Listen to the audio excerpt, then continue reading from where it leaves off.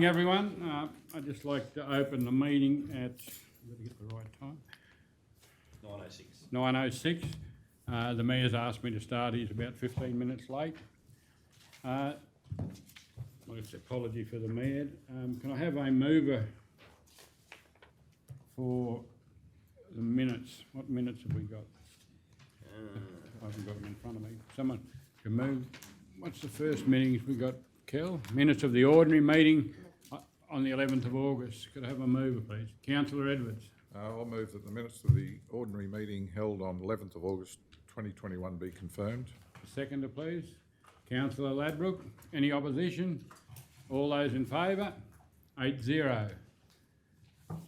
Could I have a mover for the minutes of the special meeting held on the 18th of August 2021? Councillor Taylor. I'd like to move that the minutes of the special meeting held on the 18th of August 2021 be confirmed. Have a seconder, please. Councillor Guthrie. All those in favour? 8-0. What have we got on the table, Kel, have we? That's later on. It's later on the meeting. Okay, so we right to go then, are we? Okay, nothing else there.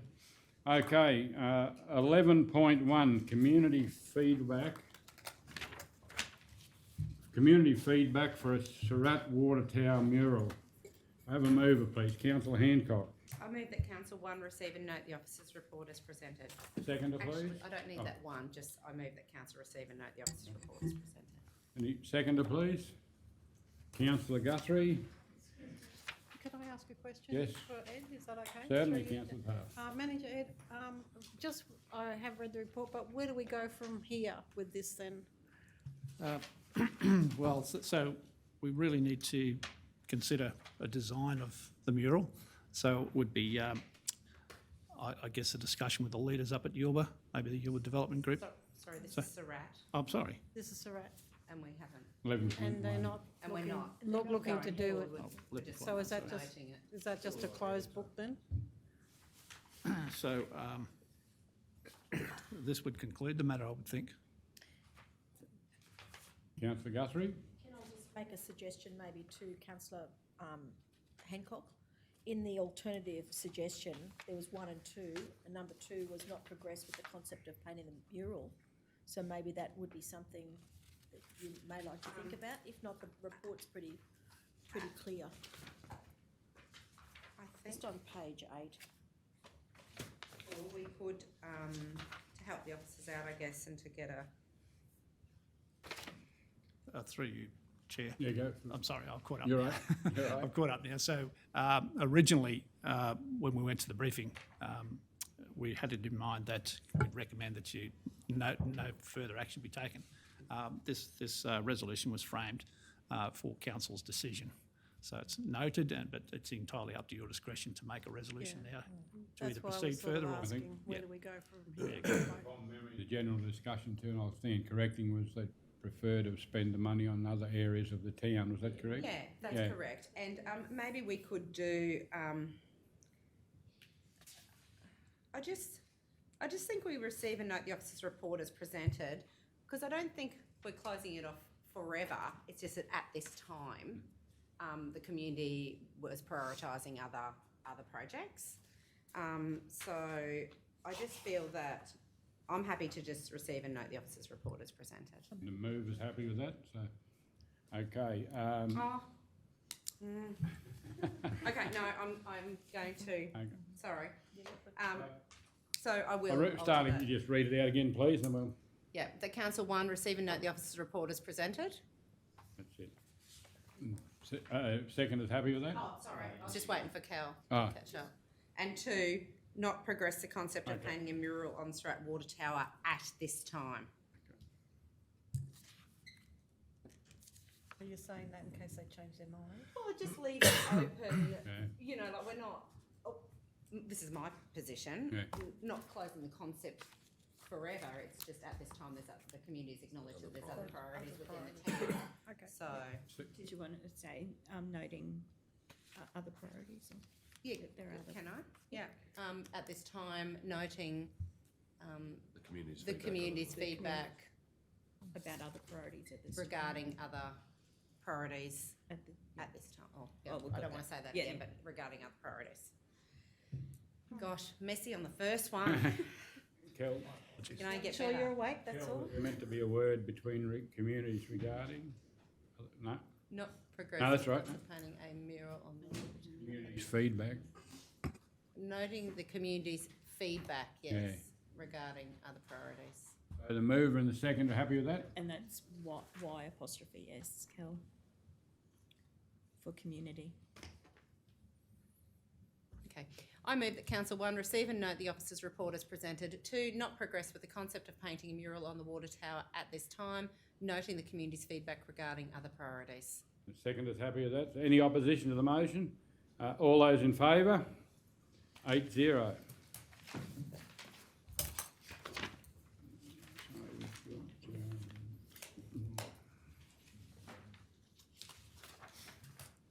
Okay, item 11.2, monthly financial report as at 31 July 2021. Do I have a mover, please? Councillor O'Neill. Move that the monthly financial report for the period ending the 31st of July 2021 be received and noted. Do I have a seconder, please? Councillor Burkett. Any opposition to the motion? All those in favour? 8-0.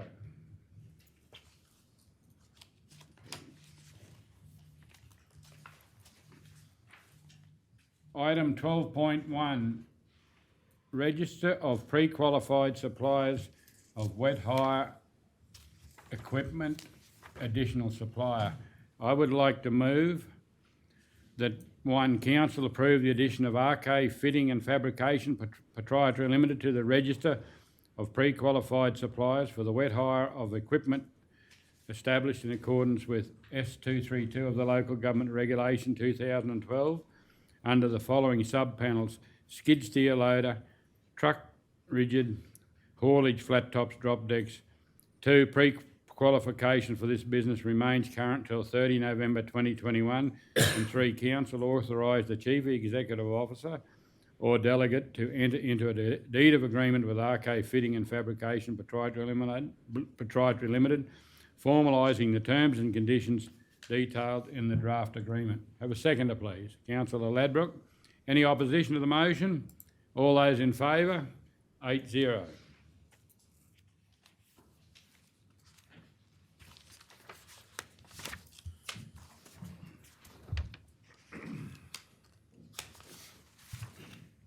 Okay, item 12.2, Roma Urban Water Security Assessment. Do I have a mover, please? Councillor Ladbroke. I'd like to move that council endorse the release of this report by the Department of Regional Development, Manufacturing and Water, and 2, upload the report to the council website. Please, Councillor Edwards. Any opposition? Anyone wish to speak for or against? I'll put it to the vote. All those in favour? 8-0.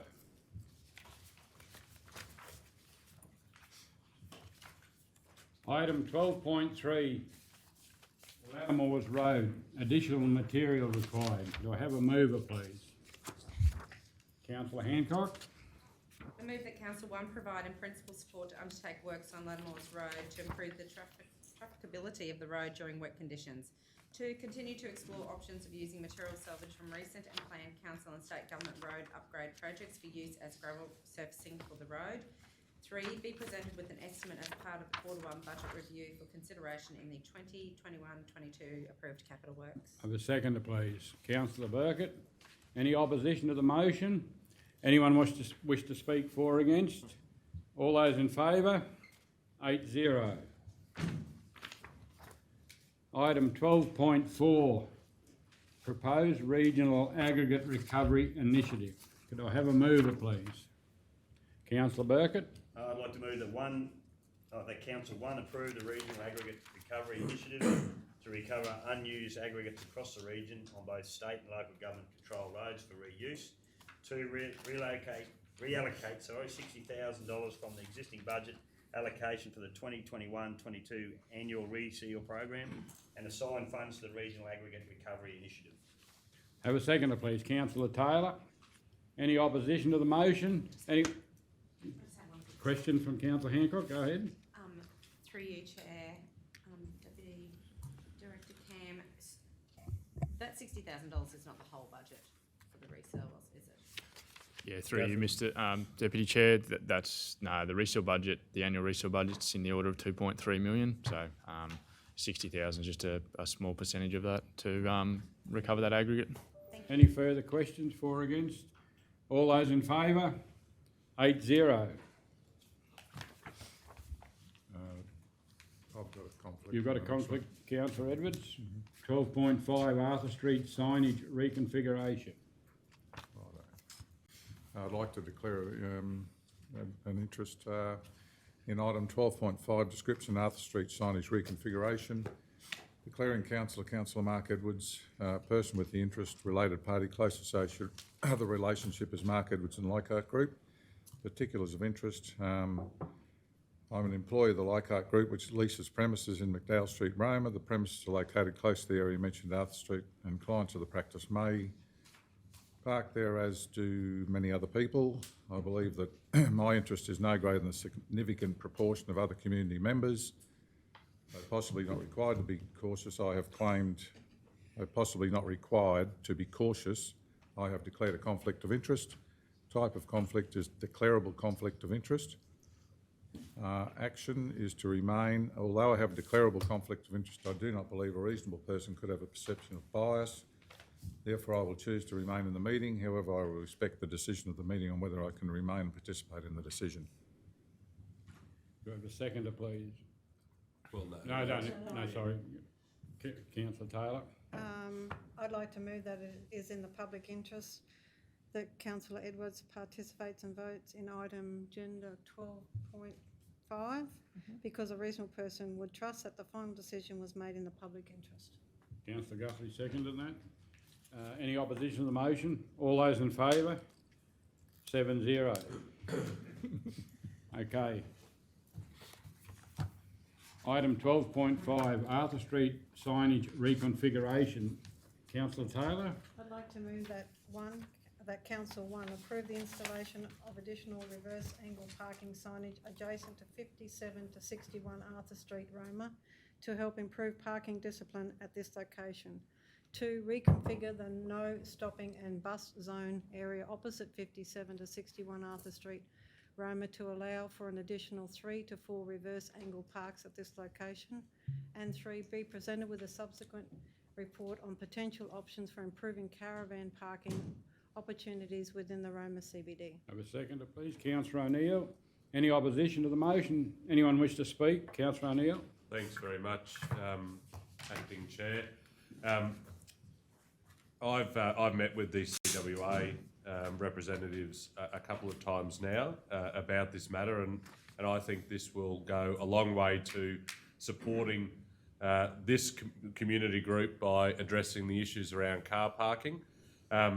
There aren't enough car parking on site for the ladies at the CWA, and so it's really important to have the space on Arthur Street to allow parking close by to their organisation, and I wholeheartedly support the recommendation put forward today, and ask the ladies at the QCWA, if this doesn't address their concerns, if they can come back to council and we re-look at it. But I hope that this does free up more car parking for their members. Anyone else wish to speak? The mover wish to sum up? No, thank you. Okay, I'll put it to the vote. All those in favour? 8-0. Okay, the mayor's just arrived, so I'll hand over to the mayor.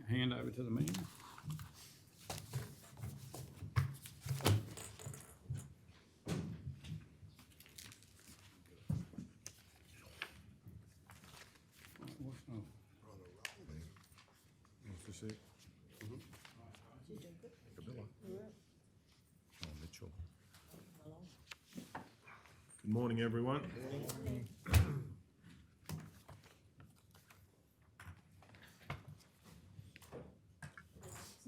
Okay, what page number are we up to? 61.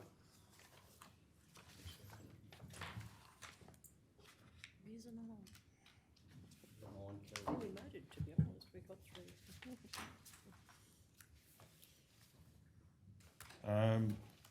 Item 13.1, Expressions of Interest, Festival of Small Halls 2021. Councillor Burkett. We've got a conflict of interest on this one.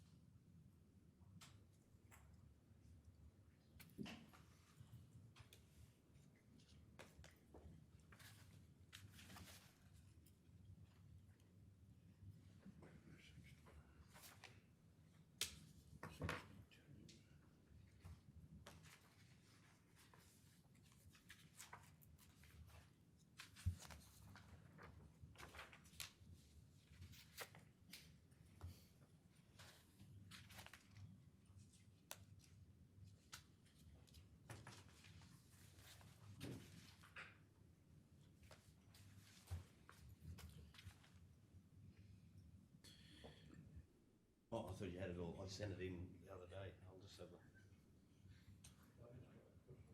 The irrigation at Outback too. Okay, I've, What was that? I have a conflict on 13.1, expressions of interest that is of Festival Hall, Small Halls 2021. I'm the declaring councillor. The person with the conflict is myself. I have a conflict as my sister, Elena Irwin, is mentioned in the report as Secretary of the Mitchell Golf Club. I'll email it to you, Cal. Sorry, it wasn't CC'd to you. Sorry, Secretary. Secretary of the Mitchell Golf Club.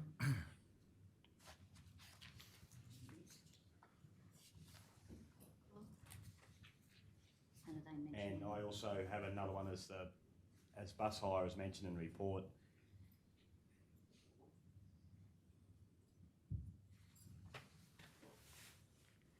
And I usually provide the bus service to council for similar events in the past. I have. Just grab the email, Cal.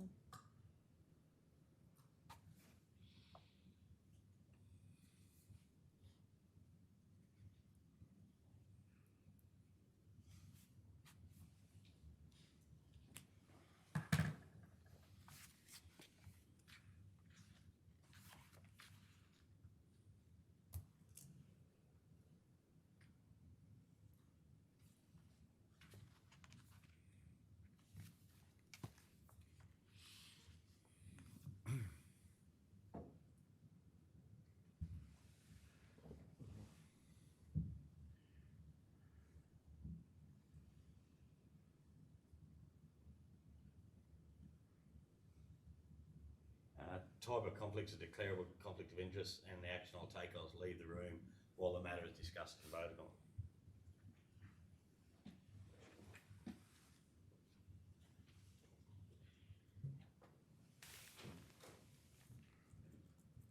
Councillor Burkett has left the room, so item 13.1, Expressions of Interest, Festival of the Small Halls. Councillor O'Neill.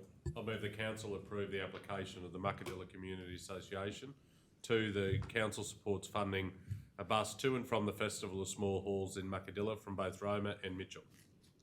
We have a second to Councillor Hancock or a question? Second it, Mr. Chair, I just have a question. if Please that's go okay. ahead. Through you to Manager Ed.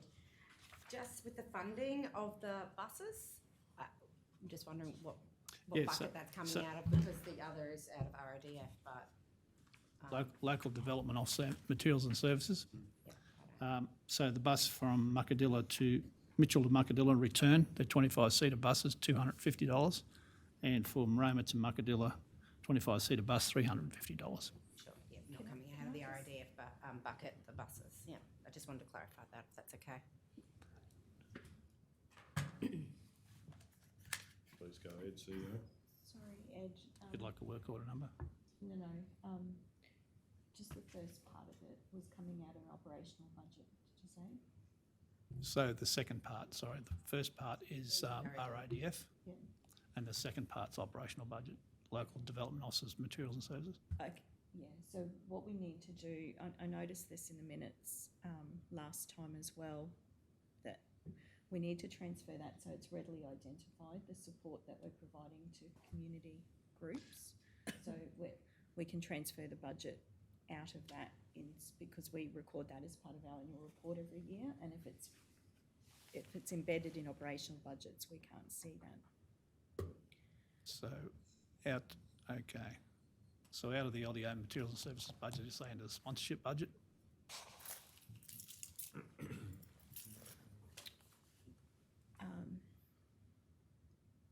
Mayor, I'll move this lays on the table to later in the meeting to nut this issue. All those in favour? 8-0.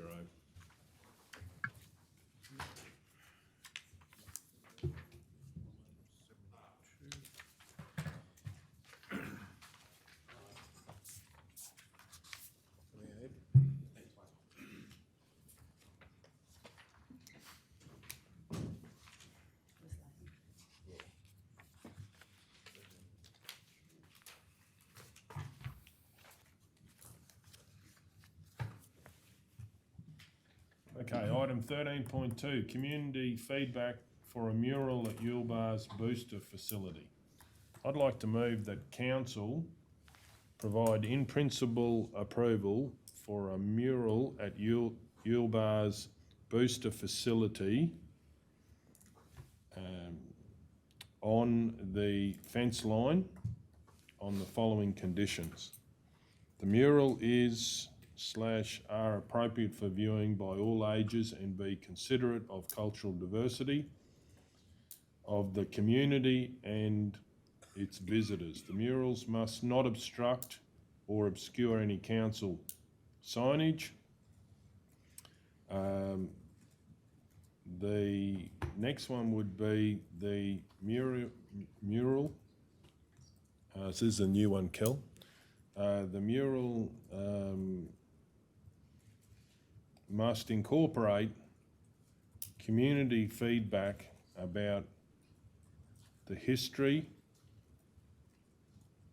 and the highlights of the Yuleba area. And lastly, the draft design be circulated to councillors before it is applied.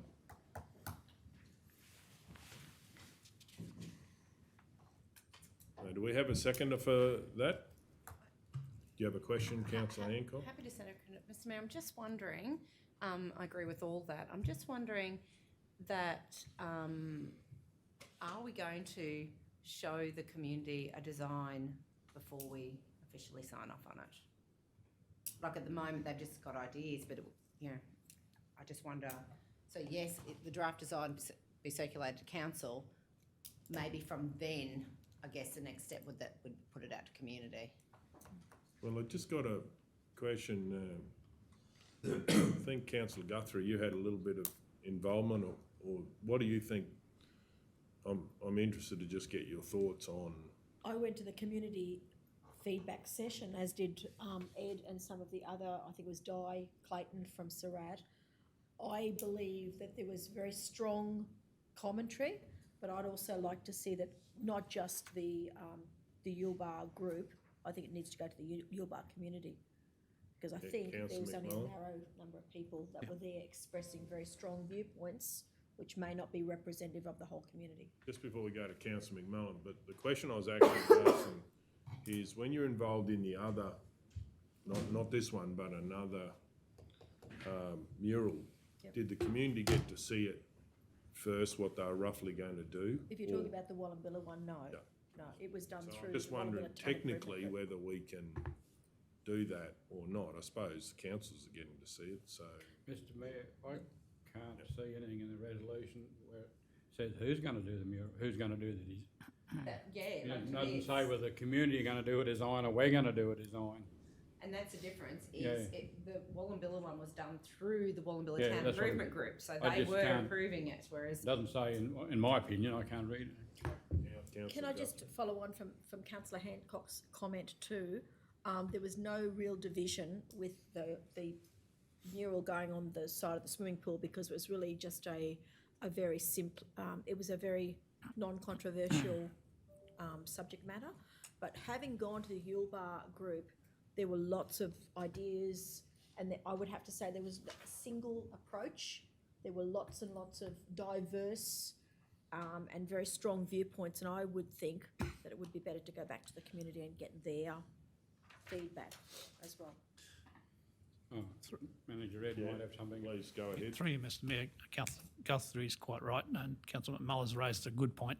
I would imagine that we would call for expressions of interest for somebody to lead an artistic workshop to come up with some concepts would be the next step in the process.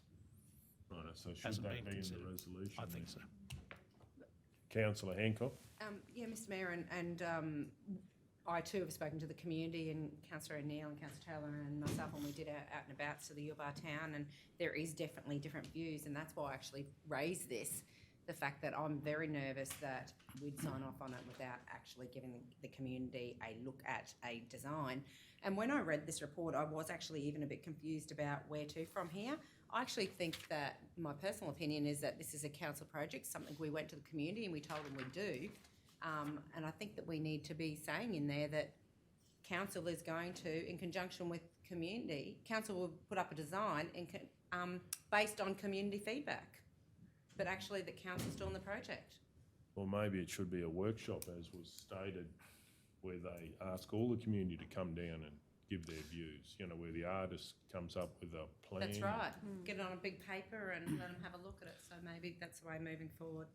And which is sort of, then we don't need probably as much of the other stuff. It's actually just about moving forward in the project and partnering with the community. Yeah. But it's council driven. So indeed, Mr Mayor, that's the way the Wallumbilla project started out. It was meant to be at the showgrounds, remember? Yeah. Couldn't be in the end, so they had a leader who called community workshops and they designed some things which they all agreed on. So that's the way so yeah, that'd be the proposal. So then maybe it's more about the council engages, like we move to that next step and we engage the person who's going to do, and when I say that, I'm saying the artist or the designer or Mr Mayor, maybe we can lay this on the table to get some tying up of this resolution as well. Yep. All those in favour? 8-0.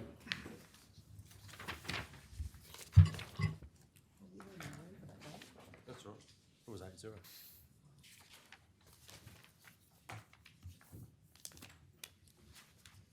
Item 13.3, Australia Day 2022 Ambassador Program. Councillor O'Neill. I'll move that Council 1 approve the inclusion of 5 Australia Day ambassadors as part of the Australia Day awards and celebrations held each year. 2, in the 2021-22 financial year Q1 budget review, consider an additional allocation of 3,250 to the Australia Day budget work order 0288885253.2001 to fund the Australia Day Ambassador Program. 3, Council considers a similar allocation for each of its subsequent annual budgets. Okay, do we have a seconder? Councillor Burkett, any opposition? Does anyone wish to speak to it? Just to say, Mr Mayor, that I've been a strong supporter of the Australia Day ambassadors since joining council. I think they add a extra layer of importance to the Australia Day festivities that are held each and every year, and I know the feedback that I and other councillors have received from having ambassadors over the years has been quite strong, and so therefore I support council seeking the support of the government to have 5 ambassadors for the next Australia Day Awards. Does anyone else wish to speak? I certainly will speak. I do think this is a great initiative, and if we can have one for each of our areas, that would be excellent, because unfortunately areas have sort of had to been cut short or not got the ability to have the ambassadors. And speaking to the ambassadors, they are certainly very interesting people that have had great success and are a shining light to all of us in the Maranoa. So it's wonderful to have them as guests in our region, And if we can have 5, that will even make it a better Australia Day festivities. Okay, does anyone else wish to speak? I'll just sum up if I can. Please go. Go ahead, Councillor O'Neill. Thanks, Chair. Just to ensure that we're managing expectations, last year we did seek 5, with only 3 were allocated. So if we can aim to get 5 again, that would be wonderful, because I wholeheartedly agree with the statement that you made, Mayor, that we need to ensure that all of our communities have an opportunity to have an ambassador on site. That was the endeavours last year, and I know that the staff will be working hard to make that happen for our next Australia Day Awards. Okay, does anyone else wish to speak? Then we'll go to the vote. All those in favour? 9-0. I'd also like to move a motion that a review be done of the Australia Day Awards, and that a council report be brought back to council after this review has been concluded. Do we have a seconder for that motion? Councillor Edwards? Sorry, Mr Mayor. Yes. Did you want to list what things you need in the review, or was that the stuff we've discussed? Well, I'm happy if any councillors have got things that they would like looked at, but I think we have discussed it before. Yeah, so that'll just be... Yeah, and It's a review on the categories and Yeah. that, isn't it, Mr Mayor? and how we do it and how how selection, long they can get voted. all of those things. We have a seconder. Does anyone wish to speak? So those areas of focus, could we put some examples there as to clarify for the officers preparing the reports? Yeah, I'm happy to do that. And I'm happy to get feedback from other councillors. One is to enhance the ability for residents easily to nominate people for the Australia Day Awards. So that's one. Just with the nomination period, like some nomination period be carried over. Yep. So number 2, nomination period be looked at for a longer period, because I think it was brought that there was amazing candidates, but there's only 1 year of judgment, so that can be looked at for a longer period. Can I just, Well, I Councillor just want a O'Neill, do you have clarification something? on And then that. Councillor That's all right. McMullen. So for a point of clarity, I actually don't think we've had a proper workshop on this. We had a conversation off the back of the staff bringing a report to finalise the awards. We raised some of these things that, like Councillor Burkett has, but we said we need to have a more in-depth look as a council. We haven't actually done that, so I wonder your high-level recommendation is probably the way to go, and it come back to a briefing, because Councillor Hancock and I, we spoke to all of the panel from last year, and I've got notes at home ready to go from them, and we certainly haven't had an opportunity to discuss that as a council.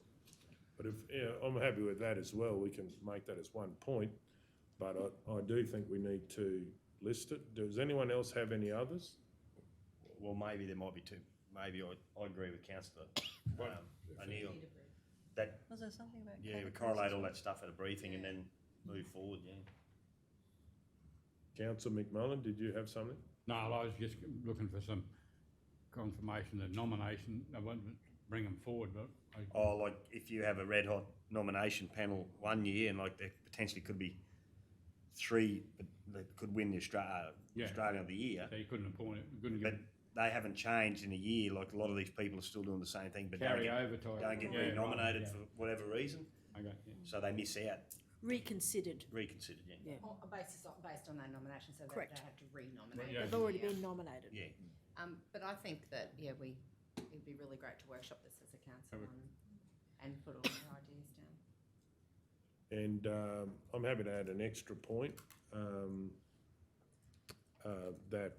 that this be a briefing topic.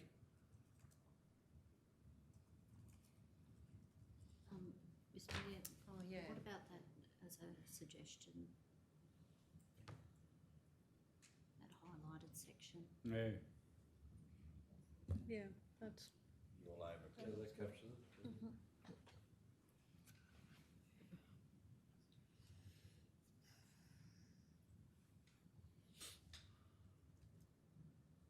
Yeah, I'm happy with that. That a review be done on the Australia Day Awards and further consider the upcoming briefing prior to further report being presented to council. Areas of focus to include to enhance the ability for residents to easily nominate people for Australia Day Awards.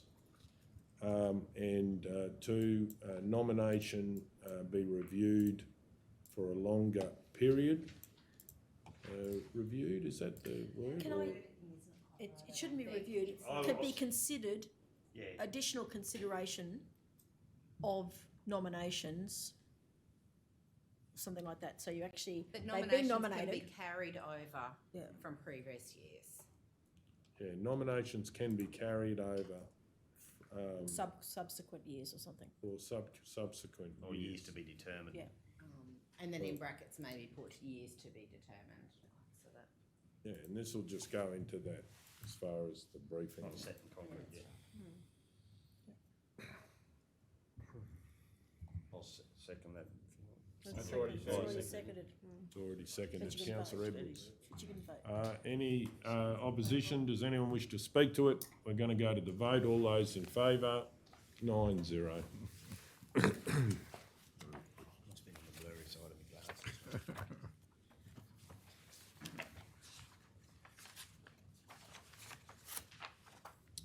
Item 13.4, letter of support request, Life Christian Church, Roma. Councillor Edwards. I'll move that council endorse a letter of support from the mayor on behalf of council to Life Christian Church, Roma, for their grant application to facilitate the purchase of an E-Vision Laser 9000 WUXGA projector. Do we have a seconder? Councillor Ladbrook. Any opposition? Does anyone wish to speak to it? We're going to go to the vote. All those in favour? 9-0.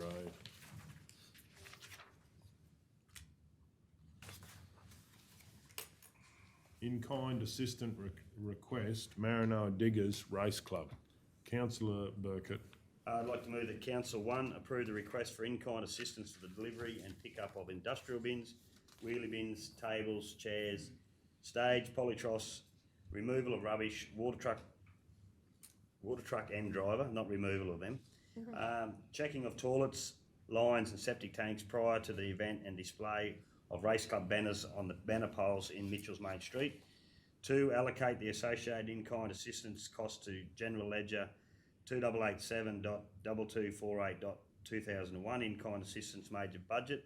3, sponsor the annual race day at the value of $500 from General Ledger 02887.2249.2001 sponsorship budget.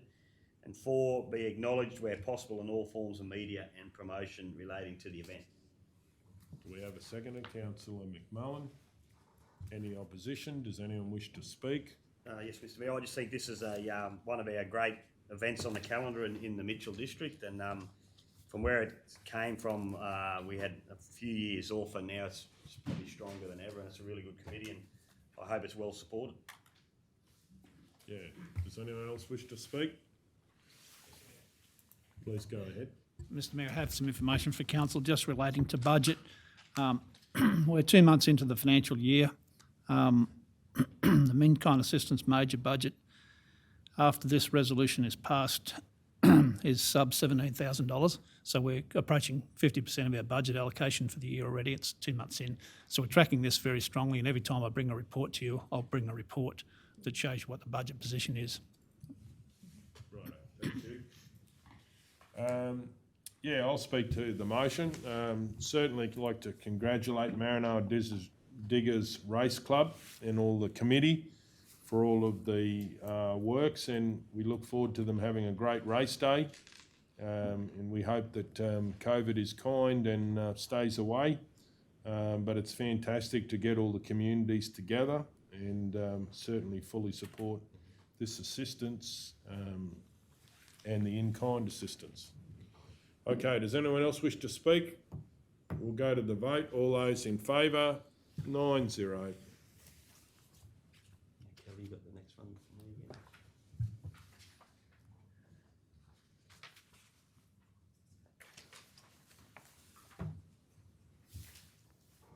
again? Item 13.6, Mitchell Camp Draft Association in-kind assistance. I'll have a conflict, Mr Mayor. Please go ahead. Have you got this one, Kel? I'll just email Kel.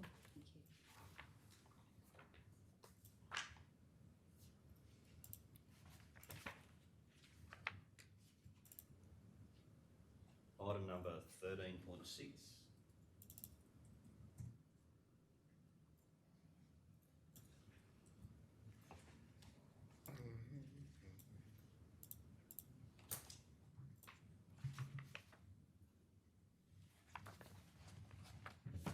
Mitchell Camp Draft Association in-kind assistance request.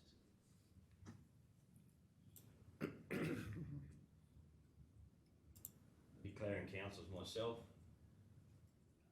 Person of interest is myself as well. Particulars of the interest, I have a conflict as I am the president of the Mitchell RSL and Combined Sports Club, and the Mitchell Camp Draft Association are requesting assistance. The Camp Draft are under the umbrella of the Mitchell RSL and Combined Sports Club.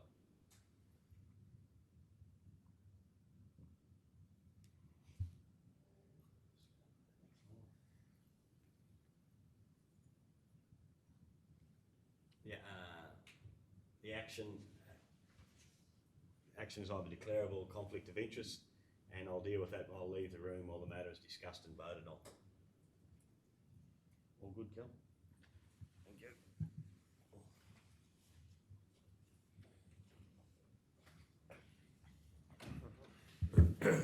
Item 13.6, Mitchell Camp Draft Association in-kind assistance request. I'd like to move that council approve the request for in-kind assistance for the use of the water truck, generators, access to water pickup on the western side of Mitchell, slashing of the Mitchell recreation grounds, switchboards, gas bottles for hot water system at the complex, tables and chairs, and rubbish and skip bins. 2, allocate in-kind assistance cost to general ledger 2887.2248.2001 in-kind assistance major budget. 3, be acknowledged where possible in all forms of media and promotion in relation to this event. And 4, for council to request quotes for the camp draft buildings, and separately the lights be connected to mains power. So it's to get a quotation to do that.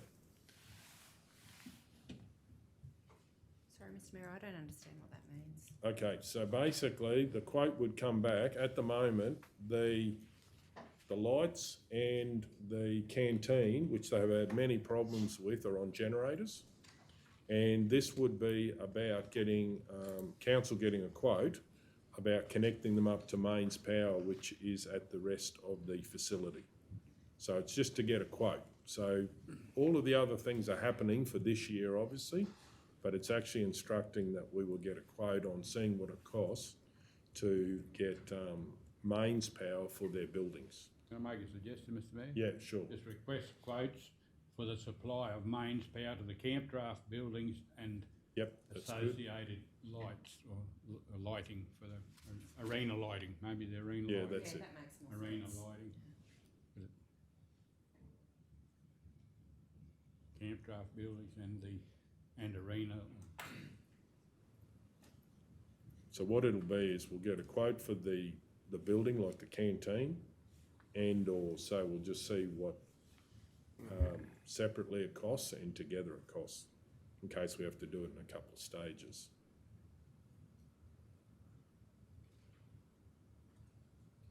And lights as well. Arena No, lights. The arena. arena lights, Kel, please. Yeah. The lights around the arena that they use. Arena lights.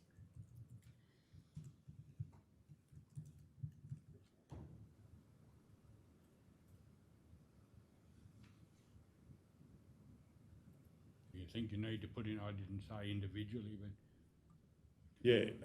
Just, if we can say individually, the buildings are separate to the arena lights, we'll get them both, but in case we have to do it in stages, if Request, council looks at it. maybe request separate quote.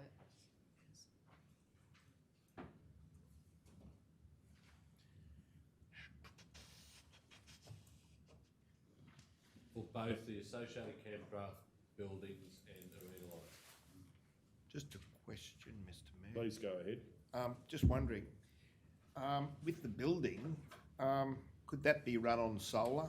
You know, because if the campground thing, they're gonna have fridges, you know, would it hurt to get Problem it? with that is Hey. it actually uses a lot of power. I know the lights do, but the actual building, the building, No, they actually, the building, the kitchen does. yeah, that's Yeah, what I because mean. they've, Does it got a cold room? Does it have a cold room? still have. Are they updated, you know, like with batteries and all that? You know, to hold enough power or give enough power, because if the building's got power on, they'll start to put fridges and all that sort of stuff in. And just, I don't know, whether it would pay, you know, to get solar on the building, or would that be? well, I just think, from what I've learned with all the canteens, they're actually very big power users. Yes. And when they're only used occasionally, to have mains power, because they're big power users, is probably more beneficial. Okay. Whereas if they weren't big power users, that's obviously when, solar can come into it, but, you know. Yeah, And Mr Mayor too, you still got to have mains power, or either $50,000, $60,000 worth of batteries or something, because a lot of the functions are, that's why they need the lights for the arena, because they do go into the night, so your canteen will be running at night and all that, so you wouldn't be able to just be solely on solar power. yeah. Yeah, and they've had, just for councillors' benefit, they've had big issues with trying to get enough power with the generators and so forth. Probably, so this is looking at and saying, well, we're obviously looking at funding it every year, but what's it cost if we can solve some of it? Councillor Hancock? Mr Mayor, just through you to Madam CEO, just double checking that we can, like, the agenda item was in-kind assistance. I don't have a problem, by the way, I'm not having a problem, I'm just making sure we're not muddying waters and whether it should be a separate, by doing a budget. Number 4 is really like a budget. A new initiative. And I'm just wondering if we're muddying the waters there, or whether it is, we can just pop that on the end and it won't. I think you're right, it's probably better if it was a separate motion. Because they have written to us requesting the insider assistance and that for this, and so that would go back, but. Yes. Okay, happy to do it as a separate motion. Okay, so do we have a seconder for that? Councillor Ladbrook's got his hand up. Councillor Ladbrook, any opposition? Does anyone wish to speak to it? Excuse me, Mr Mayor, can I just make a suggestion just with point 1? Can we just clarify there where it actually talks about slash in the Mitchell Recreation Grounds? I'm guessing that's being campdraft like the Mitchell RSL Fire Sports Complex ground slash the recreation grounds is a different.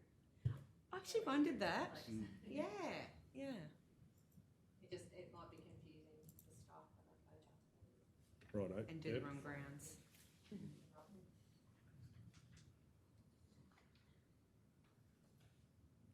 Okay, seconder, happy with that? You happy? Yes. Yeah. Okay, so does anyone wish to speak? Councillor? Mr Mayor, I've just got a question too. if you Please don't go mind. ahead. Manager Ed, so you said something before about our in-kind budget. So where does this put our in-kind budget? It will put it around about $6,000 remaining. So left. what I'll do after the meeting, so it's important that it comes out of in-kind work order numbers so we can track the amount of in-kind, but I'll talk to other departments about funding some of this through their own budgets. Okay, right, thank you. Okay, and no one wishes to speak, we're going to go to the vote. All those in favour, 8-0. Now, I'd like to move the other one. We'll have to get councillor Burkett back to hear what you're proposing so he knows whether it's a conflict or not.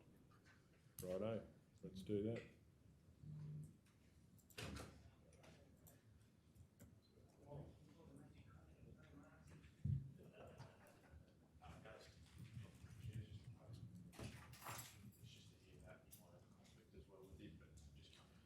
Oh, technical. Well, you can't be here for someone to move something, but I'm going to move another motion to do with the camp draft grounds up there. So the question is, did you want to declare a conflict on that? You already have on the item, so it's just an extra vote. Because I've declared on that, I don't know what I'm declaring on next. Well, I can't, that mean I couldn't just stay out of the room, is what you're saying? well, I think you can, but it's up to you. But there's no heading on this agenda item, so, That's right. you know. But you can move more than one motion on an agenda item. It's a subsequent motion to the original agenda. Yeah, so I don't know why, yeah, it's not a different. So I think It's not to do with in-kind assistance, is it? No. no, but it actually is to do with that. So it is, because it's to do with the change in the future. So, councillor Burkett, that's up to you, but it's still the same I issue. still have a conflict, so do I either just Well, leave on the same? I would be, yeah. Yeah.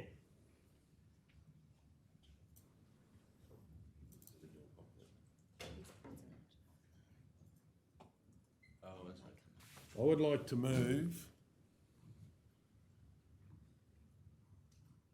that council request quotes for the supply of mains power for both the Mitchell camp draft buildings and arena lights separately and together. Yeah. Because it can be cheaper to do things together rather than separately, or vice versa. Counts. Deputy Director. Mr Chair, just to remove, just to be very clear, do you think we should just say then with a subsequent, is the intent to bring a report back so council consider? Yeah, that's it. So separately and together with the subsequent report to be tabled to council for budget consideration. Could that be part of the quarterly review? I don't mind how we get it. I'd probably just thank the full council because we've got That to. only a we month, put forward like as part of the quarter one With review? subsequent report to be tabled as part of the next quarterly review. Yes. Just make sure it was intent to bring it back and consider it, so. Yeah, definitely. We have a second, Councillor McMullen. Any opposition? Does anyone wish to speak to it? Certainly do. I think this is an opportunity. I know Mitchell Camp Draft's going very well, and we've got very strong camp draft associations in our region. And I do believe they would have the opportunity that they may be able to look at national finals if they can improve their grounds, and they're a go-ahead committee, so I think anything we can do that might be able to help in this way and also reduce costs for council in the long term. Okay, does anyone else wish to speak? Then we'll go to the vote. All those in favour, 8-0.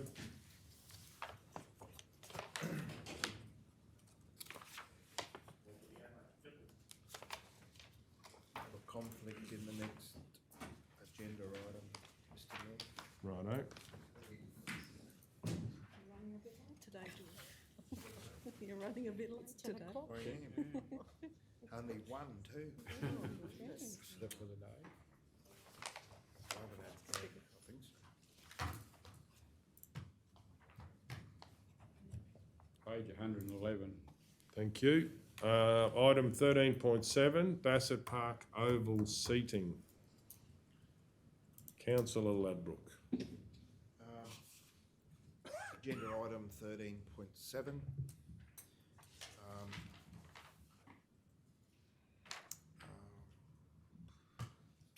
Ladbroke as declaring councillor.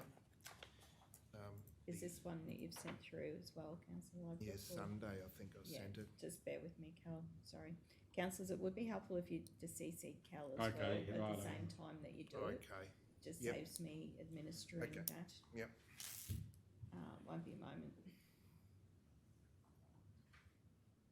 Sorry about that. 3.23 table.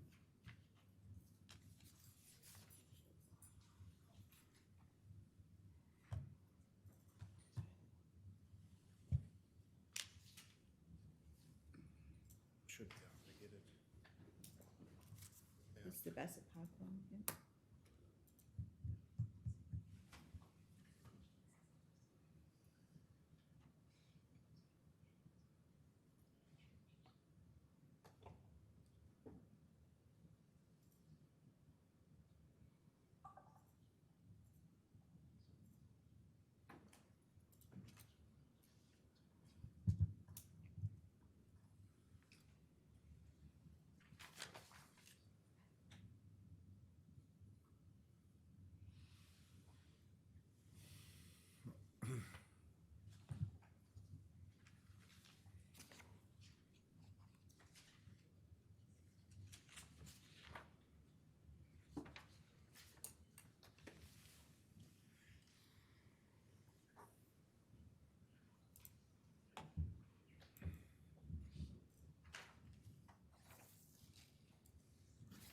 I'll start again.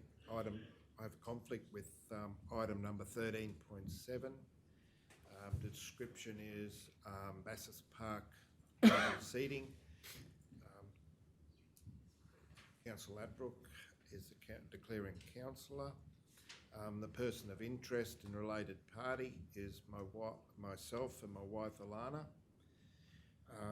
Particulars, my wife and I have interest in Roma Show Society and the Roma Turf Club and Wallumbilla Red Bulls.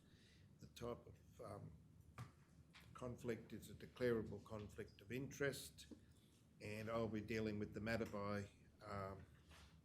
leaving the room but while the matter is being discussed and voted on.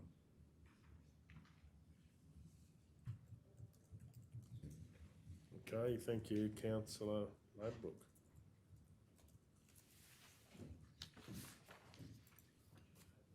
Item 13.7, Bassett Park Oval seating. I've got a question. Have we had consultation with the two groups about whether they approve the new type of seating that has been put forward? Not yet, Mr Mayor. I thought in the first instance we'd just put it up as an idea for council to explore further as part of the project scoping consultation then with the groups. But I did do quite a bit of research on types of seating, and that's the only type that I could find that could possibly work. The seating that's there is past repair. Councillor Burkett, would you ever have a conflict with this one? Well, I'm not anymore with the Roma District League. I was the vice president, but resigned from that position when I became a councillor. So I, as much as anyone else, I suppose. What about using the facility and stuff? Well, only because Councillor Ladbroke would. I wouldn't until he probably brought that up. But I don't know. It's Well, that's the thing, like. But you, Councillor Ladbroke's probably a little bit different. he's a Oh, no, I'm not talking about Councillor Ladbroke, but. no, but he put Red Bulls Rugby League, and I don't know whether he put that as a sponsor because they use the facility to train. We're just He has previously declared Yeah, because yeah. he is a sponsor of them. Yeah. I don't think, this is only my opinion, but there are, all football clubs, or nearly all of them, use it at some time for the... they use it as a training venue. We just use it. For the grand final. Hopefully, potentially 4 times a year, but sometimes might be never. But this time it's been pretty Yeah, good. So now that the mayor's raised it, you have to deal with it. Well, yeah, What are you on, Mitchell? Are So you to be a president? declarable. present, yeah, but we're not. I didn't think because we were mentioned, but anyway, Why don't you let us vote on you? I'll do that. I'm happy to do that. I can find the word. Yeah, it might be safer than, yeah. Yeah.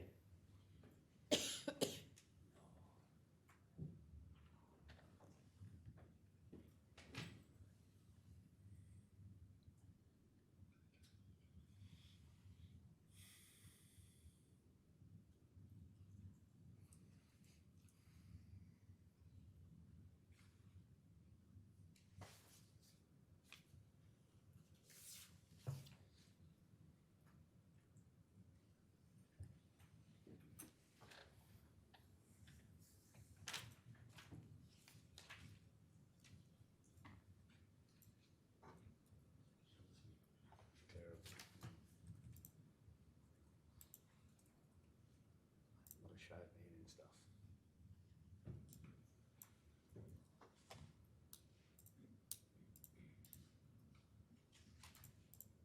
Okay, I'll just scroll back up.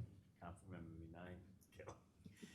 I declare over conflict of interest. Item 13.7, Bassett Park oval seating. Declaring council as myself. The person of interest is myself. The particulars of the interest, I'm the president of the Mitchell District Senior Rugby League. It's a declarable conflict of interest. What's that other wording there, Kel, after that? Although I have a declarable conflict of interest, I do not believe a reasonable person could have a perception of bias. Therefore, I will choose to remain in the meeting. However, I will respect the decision of the meeting on whether I can remain and participate in the decision. Okay, do we have anyone? I can do that. Councillor Taylor? It is actually on here now. Oh, well, I guess it. I'd like to move that it is in the public interest that Councillor Burkett participates and votes on agenda item 13.7 because no reasonable person would trust that the decision is made in the public interest. So that last bit of that was, could you just say that one again, please? And votes on agenda item 13.7 because a reasonable person would trust that the decision is made in the public interest. Yeah. Do we have a seconder? Councillor Guthrie, any opposition? Does anyone wish to speak? We'll go to the vote. All those in favour? So that is 7-0. Okay, we can keep going then. That's just to keep John in the room. One of those days. No.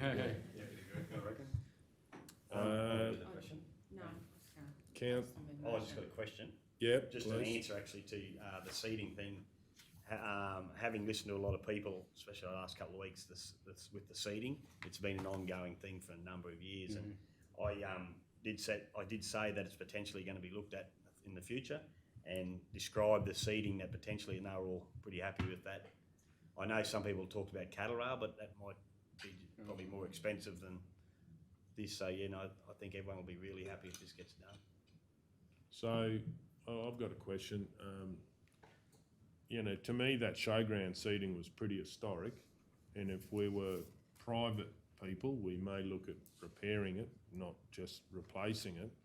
But I understand there's always been a difference from what the showground need, having the main ring, and what footballers need watching a football game, because that was always a complaint about there is it's too far away from the field.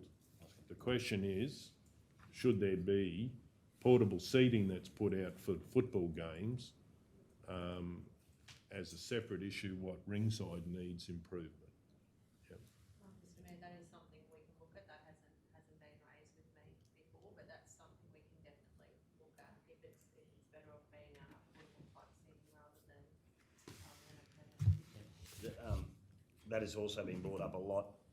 I know a lot of the teams that go around the ground, it's like a bit of a festival type thing. They like to have their own little area, but one of the main things now, because especially with the mound, the field getting built up, or you can't see the other side of the field, so as much as you should. From the outside of the ring. Yeah, it's weight, and I know, and I've voted for this in the past for the semi-finals to remain in Roma, because I think that's where it should be. But the facility's letting us down on that argument, as far as the spectacle and people being able to get and see the footy as much as they can, as well as they can. And I agree that portable seating is the only thing people that do sit in their cars and stuff like that might hamper them, but it would make the atmosphere for the players and the viewing for the spectators a lot better if we could. So are they allowed on the field? They're in the grandstand or outside the ring, basically? Well, you can sit inside the fence, they don't, but if it's not great viewing for that. Councillor McMullen? Mr Mayor, with portable seating, it probably would be a good idea, in some of the some area, maybe not all the way, but the portable seating then could be used for rodeos, additional seating for rodeos and the camp draft arenas and that type as well, like shared seating. And the netball Show, and the show, of course, yeah. We've raised this before Yeah. about getting some portable seating. Can you have up there. portable, Grandstand. grandstands? Well, Yeah, that's what I mean. Yeah, Probably oh, that's work. what you mean. Okay. Mr. Yeah, Mayor, that- bleachers. Yeah, the company we looked at, and actually I used the company we looked at commercial, just, you can get them in all sorts of heights for reserve benches for someone only a head height above, so you're not restricting viewing from behind. I can't remember, the deputy director might remember that, it was about seating, it was come through council, the company, but they have a range of different sizes and they're all lightweight that you can shift around and, They'd be on wheels, wouldn't they? all different Yeah. scenarios you can have, but, yeah, so, but it's something that we'd have to talk to, obviously, the Roma show and the Roma district. Councillor Hinkle. So through you, Mr. Mayor, if we move this recommendation today, it just says to look at replacing the spectator seating. That could be in any way, and the office has heard our discussion, so. The other, yeah, sure. The other thing is whether we look at whether we should build up where the cars park to get them higher. Because if you look out at cities, they've got the mound and people like parking on the mound or something, and you see that quite a bit for a better view, talking about it. And whether there is a situation, because it was done a long time ago, and it's just flat, loam, but whether we build it up so actually get a better vision if they are parking their cars, which would improve when people park for the show there as well, because they'd get a better vision, and whether we explore that as well at the same time, like look at different options and say, how can we make the showground experience, whether playing football or that, better? But yeah, because I think I heard that one of the portable seating mobs, they had one there for 1,000 people that can hold 1,000 people. They're It not was a cheap, semi trailer, but even though that's not the scale we're obviously be able to afford probably, but it's pretty interesting when they can do that and pull that up for a large event. So I know for just a two seated one for a reserve, it's pushing up to $2,000, so they are expensive, but. But when it's fairly cheap, hopefully. Councillor Mr. McMullen. Mayor, there is, I just can't think, I've seen it, there is some new seating around the radio, around there. I don't know whether the council bought it out of the radio. It's aluminium. When I say new, it's been there a little while. It would be, well, I think it would be suitable, but. You're referring to the grandstand type seating? Sorry, yeah. Through you, Mr. Mayor, I think probably, Councillor Burkett might be able to add to this. If council did look at going towards a grandstand type seating, we'd probably have to do further consultation.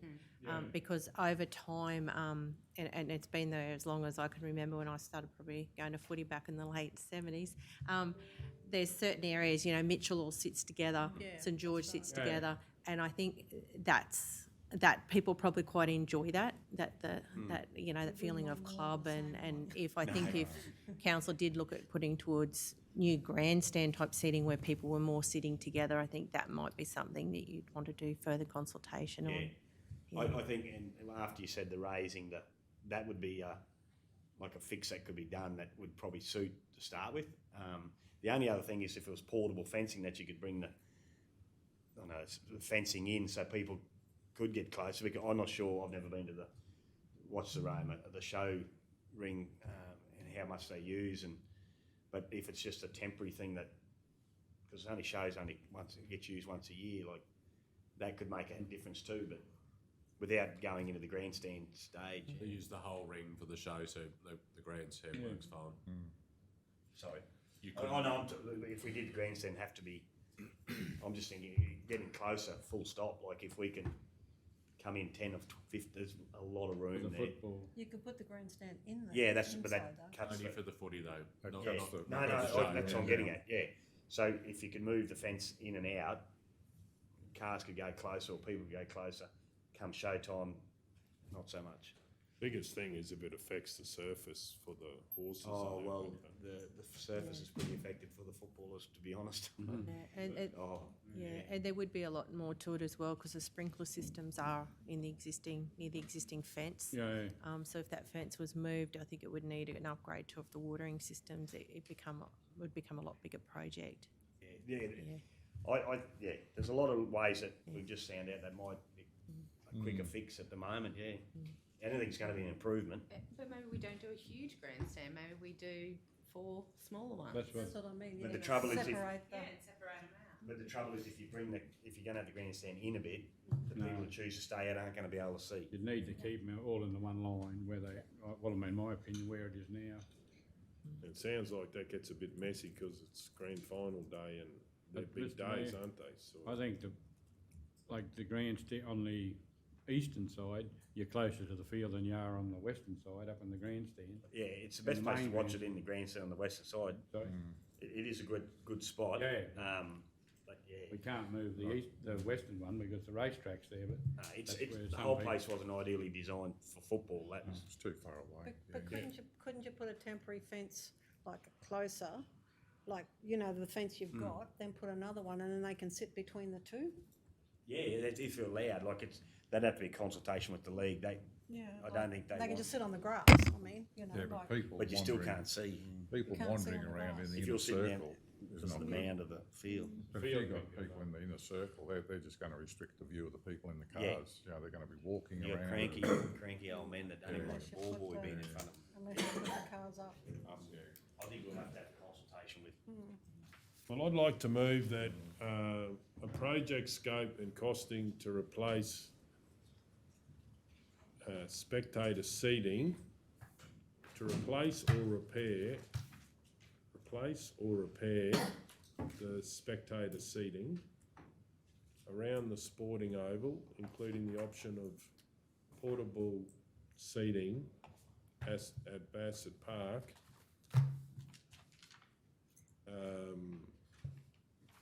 Be prepared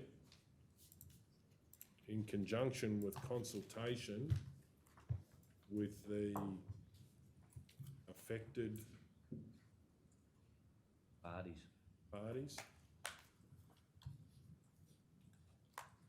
Just, through Mr. Mayor, Manager Tenure and Deputy Director Cam probably too. The, say if we did go the mount, when we look at replacing these seats, would it be the posts, well, they've been there a long time, I don't know what the order, the posts for the actual seats there now, would that get replaced totally, or would you just look at retrofitting those things on the top? Through you, Mr. Mayor, the seats are all in really poor condition. I think we would remove the lot and start from scratch. So moving on from that, so if we looked at raising from the fence line back, you know, whether it's a foot or For the whatever, cars. and then put the seating, so we're fixing both options at once without, the only thing is, long as, I'd hate to think to have a retaining wall up against the fence, but without covering the posts of the fence line, which would rot away, but that might be an option before they do look at replacing the seating, do a bit of earthworks and then put the seating, so, I was going to make a separate point about that. Yeah. About the earthworks, and we could trial it by, you know, like just doing a few bays and saying, what do you think of it? Do you know? because I think on the northern end, it is a bit higher, they look to be, it's not as much looking across as looking down, that makes sense? Yeah. Through you, Mr. Mayor, like obviously it's open session. The only thing I think is worth noting is we just need to be mindful of you bring too much dirt in, and say for commentating or calling the races, we've had instances in the past where we've filled stuff in the middle and it's started to block the race calling. So I don't think the height we're talking is an issue, but I just thought I'd better call it out in case someone has concerns that we're talking about bulk material and it starts to obstruct the race calling. It was just, I don't think that would be anywhere near the intent, but No. just so that didn't create any Definitely not that excitement. high. So yeah. And then I'll just put a second point in there. Investigate a trial of raising on the eastern side of the car park outside the ring fence. And I'll go back to trial of raising the viewing area for cars.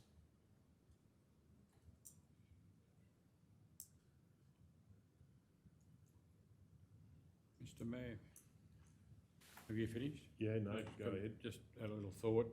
I made mention of the new, what I call fairly new portable grandstand material at the radio grounds. I was wondering if it's worth explore just moving it around there for the next couple of games and see what sort of response we get. Yeah, it's a hard one because, and Tanya will back me up on this. Yeah. Some supporters a bit headstrong, and like the only thing having anything inside is, like I said, the viewing. The good thing about it being oval, no one's view's restricted. If someone stands up, no one's getting blocked unless they're behind them. But as soon as you go out on there, but yeah, working out, because some people park in the same spot, have done since the 70s, Yeah. and if you put a grandstand there, But I just think we're talking about going out to consultation and that. They're not very big, not very long, I should say. There's one or two of them there. but I know people have sometimes parked trucks there to Stand or- people, so it's probably no different. We could probably trial it. I just thought, If you put it in the Mitchell area, I'm sure I can well, I don't, cop the punishment. I cop it every week. So but I haven't been to a football match for a long time, but I think the teams tend to set up at the end of the ground still, not the ground. yeah, like it has changed, but yeah, like so Mitchell Red Bulls and sometimes Miles are on the Red Bulls go around one end and down the side, and we got the middle area, and then St George and Cities are sort of at one end as well. So Yeah, so the only question is, I understand that, but it sounds like everyone's on the outside of the ring now. yeah, Well, they gotta be, Yeah, so whereas if we did a trial, it wouldn't be obviously for this year, but if we do a trial and put some dirt there, it just might give them a better viewing experience, and we can take it away, so it's not a problem. Do we have a seconder for that motion? can I just want to put a thank Yep. you on behalf of the Mitchell Footy Club and spectators. The little allocation of the removing seats and a part of the fence line, spot on. Everyone's very happy and appreciate that. Thanks very much. Okay, so do we have a seconder? Councillor Edwards, any opposition? Does anyone wish to speak? We're going to go to the vote. All those in favour? 8-0. Mr Mayor, we got a deputation in about 3 minutes. Righto. So I assume morning tea's there as well. I think. Yes, please.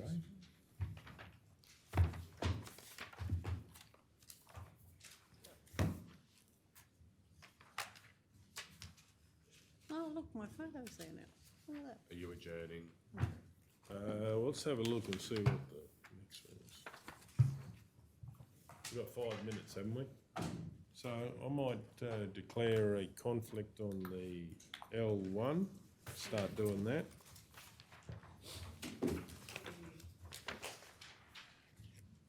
I would suggest, Yeah. Mayor, that's going to be a longer It's a conversation. really long conversation. No, just a conflict.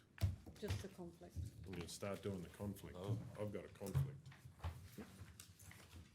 Next house. So the one thing that doesn't have to happen afterwards.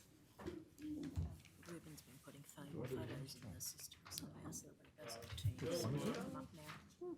The service station at 129 to 131 McDowell Street, Roma, lot 2 on RP 60707.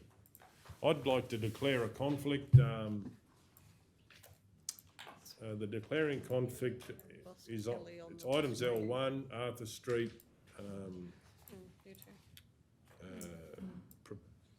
proposed service station 129 to 131 McDowell Street, is the description. Councillor Golder is the declaring councillor.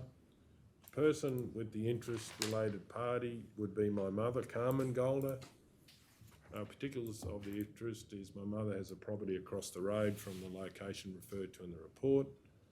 Type of conflict, prescribed conflict of interest, and the action will be that I will leave the room while the matter is discussed and voted on. Why is it a prescribed? Don't know. I can go declared, I'll go declarable conflict of interest and do the same thing. Do we have any other, No, I'm not asking you to change it, I'm just asking why would it, what is the prescribed interest? the interest is my mother's got a property and I don't want to be involved in the decision. End of story. I mean, deciding between prescribed and declarable though. Yeah. I'm happy to go declarable if you've got a question. Thank you. Does anyone else have a conflict on this one? Okay, well, we'll adjourn and deal with L1 after morning tea. Okay, we'll keep going. L1, proposed service station 129 to 131 McDowell Street, Roma. Councillor Edwards. Declarable, have a conflict of interest in item L1. Description, proposed service station at 129, 131 McDowell Street, Roma, lot 2 on RP 60707. Declaring councillor is Mark Edwards, Councillor Mark Edwards, person with interest, related party, close associate, other relationship as myself and Leichhardt Group. Particulars of interest, I'm an employee of the Leichhardt Group, which leases premises in McDowell Street, Roma. The premises are located in the vicinity of the Roma CBD. Believe that my interest is no greater than that of a significant proportion of other community members, though possibly not required to, because I've declared a conflict of interest. Type of conflict is declarable conflict of interest, and the action is, although I have a declarable conflict of interest, I do not believe a reasonable person could have a perception of bias because my interest is no greater than a significant proportion of other community members. Therefore, I will choose to remain in the meeting. However, I will respect the decision of the meeting on whether I can remain and participate in the decision.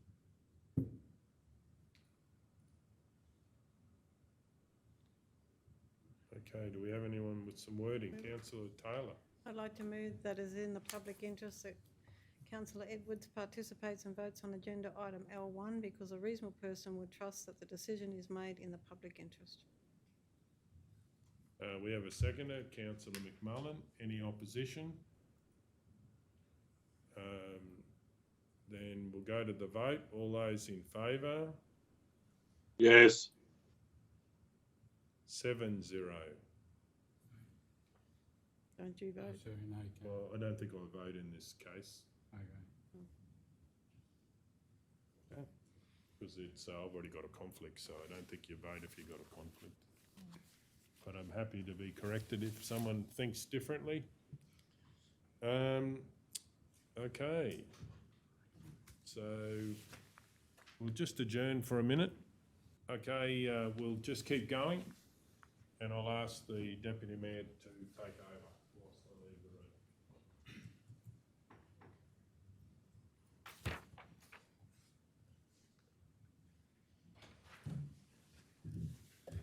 Okay, the mayor's left the room. Agenda item L1, proposed service station at 129, 131 McDowell Street, Roma, lot 2 on RP 60707. I move we lay this on the table until later in the meeting. All those in favour? Councillor McMullen, can I just ask why before I vote? Council staff would like to give us some more information. Oh, I see. Okay, thank you. Now, I'm in favour. Everyone's in favour. 8-0.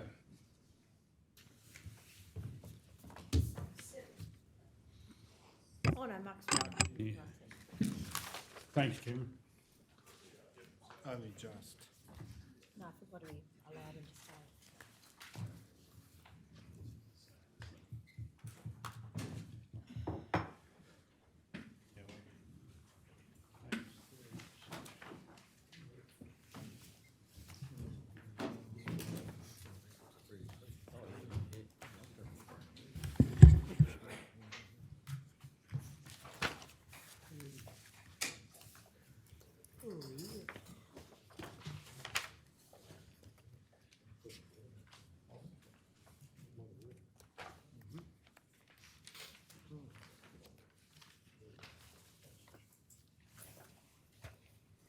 Item L2, commercial use of local government controlled area, request to set up a marketing trailer store.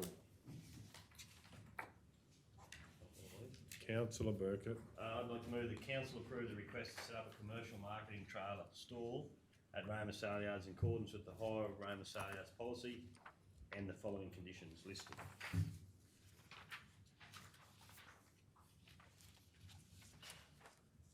I'll second it.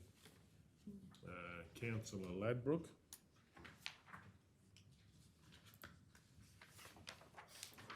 Any opposition?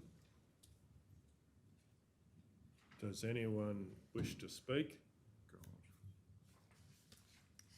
We'll go to the vote. All those in favour? Yes. 9-0.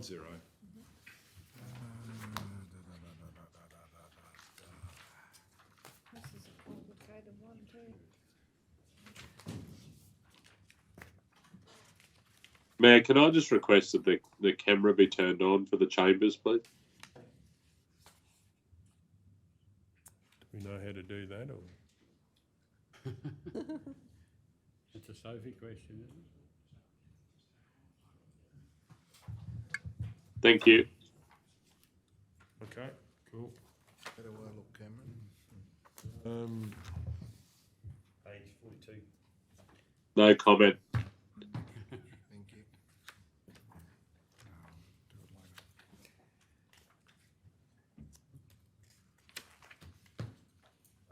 Page 42, thank you. L3, stock routes discussion paper, proposed amendments to stock route management regulation 2003 associated legislation. I've got a question. Mr Mayor, I have a conflict. Oh, please go ahead. So I'd like to declare a conflict on item L.3, description stock routes discussion paper, proposed amendments to the stock route management regulation 2003 and associated legislation. Declaring councillor is myself. Party with interest is GL and JM Hancock, my husband and myself. Particulars of the interest, we adjust the stock route.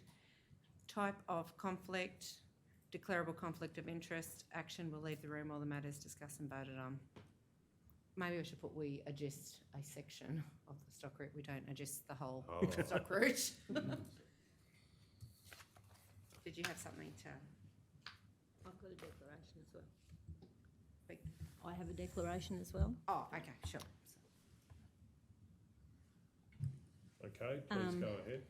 I have a declaration as a holder PTO over a stock route within my agricultural business in conjunction with my husband. And when we talk about permit to occupiers, that's what PTO means, I will leave the room.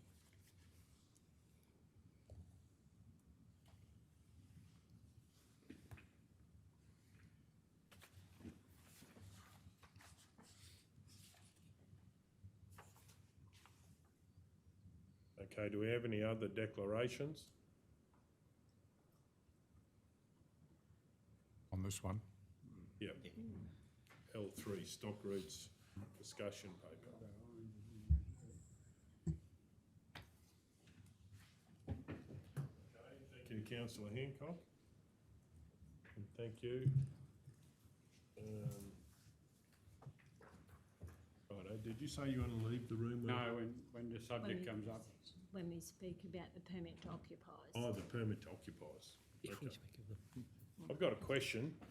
In regards to, just reading through that, is there any opportunity for us to give a fee waiver if it's drought? Like I noticed there's a fair increase in the fees if this goes through. Does council have the ability to do a drought waiver or reduce the amount that council charges if it wishes to? Mr Mayor, under the regulation we don't, but if that's something that council would like us to submit in the comments on the feedback on the regulation, it's certainly something we can incorporate. But currently, no, the only discretion, excuse me, that we will have will be in relation to the adjustment permit fee, because it gives us a range that we can charge from or to, and that's done in consideration of pasture conditions, availability of water, commercial rates for like stuff. So the only discretion we have at the moment is to vary that adjustment permit fee within the range proposed, Mr Mayor. And what, in percentage fees, how much is the suggested increase would it be in a percentage term compared to what we've got now? The travel permit or the adjustment permit? Travel permit? I think the travel permit, when you actually calculate it, works out around about between 300% and 400%, I think. The adjustment permit fees are looking at an increase of 100%. To put that into context, there's been no increase in the fees since 2002, which is one of the issues that they've highlighted, is the opportunity to incrementally increase them as opposed to large jumps. And travel permits haven't been increased since inception. Yes, they've been that price for a long time. Yeah, and I think some of this was brought about, New South Wales is a lot dearer than here, isn't it? I think people were saying that for travel permits. Yeah, I understand that New South Wales travel permits are a lot dearer.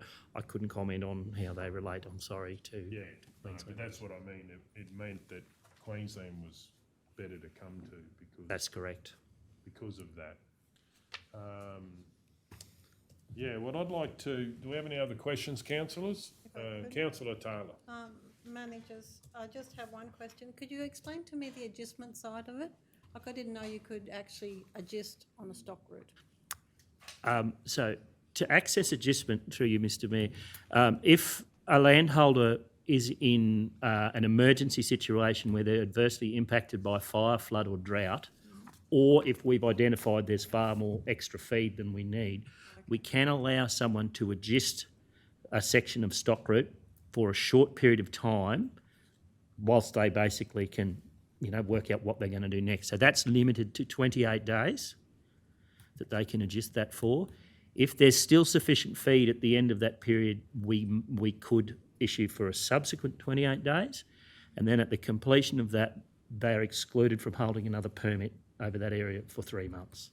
So it's intended to help people out in a time of crisis to basically, sort out what they're going to do and make a plan to move forward.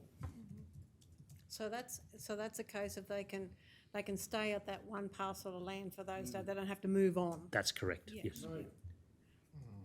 That land got to be adjacent to your property too, isn't it? No, it doesn't. It can be anywhere in the state. Oh, okay. The only requirement is that you have to be a landowner whose property is adversely affected by fire, flood or drought, or responding to an advertisement by the local Go and government. buy 1,000 head and put them out there. But- You just come off the... Well, certainly there are landholders that could be, I don't know, from other parts of the state that might say, well, I want an adjustment permit. I say you can't just go and buy a mob of cattle though and ask it. No. The Act doesn't really provide a definitive answer to that one, unfortunately. If you're a registered landholder, you can. You could. Yeah, if your land's affected by drought, flood, yeah. But then you shouldn't There's buy nothing to 1,000 say head, that should you? you can't do that. Can I just ask a question? Sure. In the recommendation, you've got the reclassification of vicunas? Vicunas. Yeah, vicuna. Everyone else, vicunas are like a alpaca, llama type animal. Yeah, At they're least I'll irrigate the ground as they go. so that a vicuna is of a similar breed too. Currently, I think they're classified as large stock, but the reality is they're Asking to probably reclassify small as stock. small stock. Have we ever been asked for an adjustment permit for a vicuna? No, we have not. So this is, oh, sorry. Yeah, go ahead. So this stock routes discussion paper, that's just something you're taking to a table, or they're taking to your table? Are you having a conversation with anybody about this? This is what we're proposing is council's response to the consultation draft. Yeah, that's what I meant, yeah. Yeah, So this is our paper. it's your paper. You said about, when we said about charges and that, you said about a range. Yes? What are the ranges? Like are they, and how are they implemented? Page 58. Sorry, how are they? Sorry, what was that? How do they, the ranges of charges, Yeah, how okay. are they How do we determine whether we should be charging the maximum or the minimum? Yes. So you look at things like what comparable local commercial rates would be for similar type of country in the area, having condition to how much feed, access to water, and that sort of thing. So the proposed range is going to be between $2.80 and $5.50. Currently, that range is between $1.90, I think, and $2.80. So what we're proposing is, because I don't know where you'd find much adjustment for less than $2.80 a head a week. That's a week, yep. Yeah. And the other point to make there is a cow and calf is considered a single unit. So if it's a cow and calf, that's the other thing you may consider. Are you adjusting cows and calves or weaners? Yes. So that can also factor into your calculation when you're considering that. And Councillor Ladbroke, through you, Mr Mayor, we do look at the commercial rate within the local area. Okay, what people are charging. Yeah. In the Act, it says we have to, when we're determining the fee, we have to give consideration to commercial rates in the area. Yeah. The stock route network can't be undercutting Yes. private Running operators. in competition or whatever. Yep. Through you, Mr Mayor.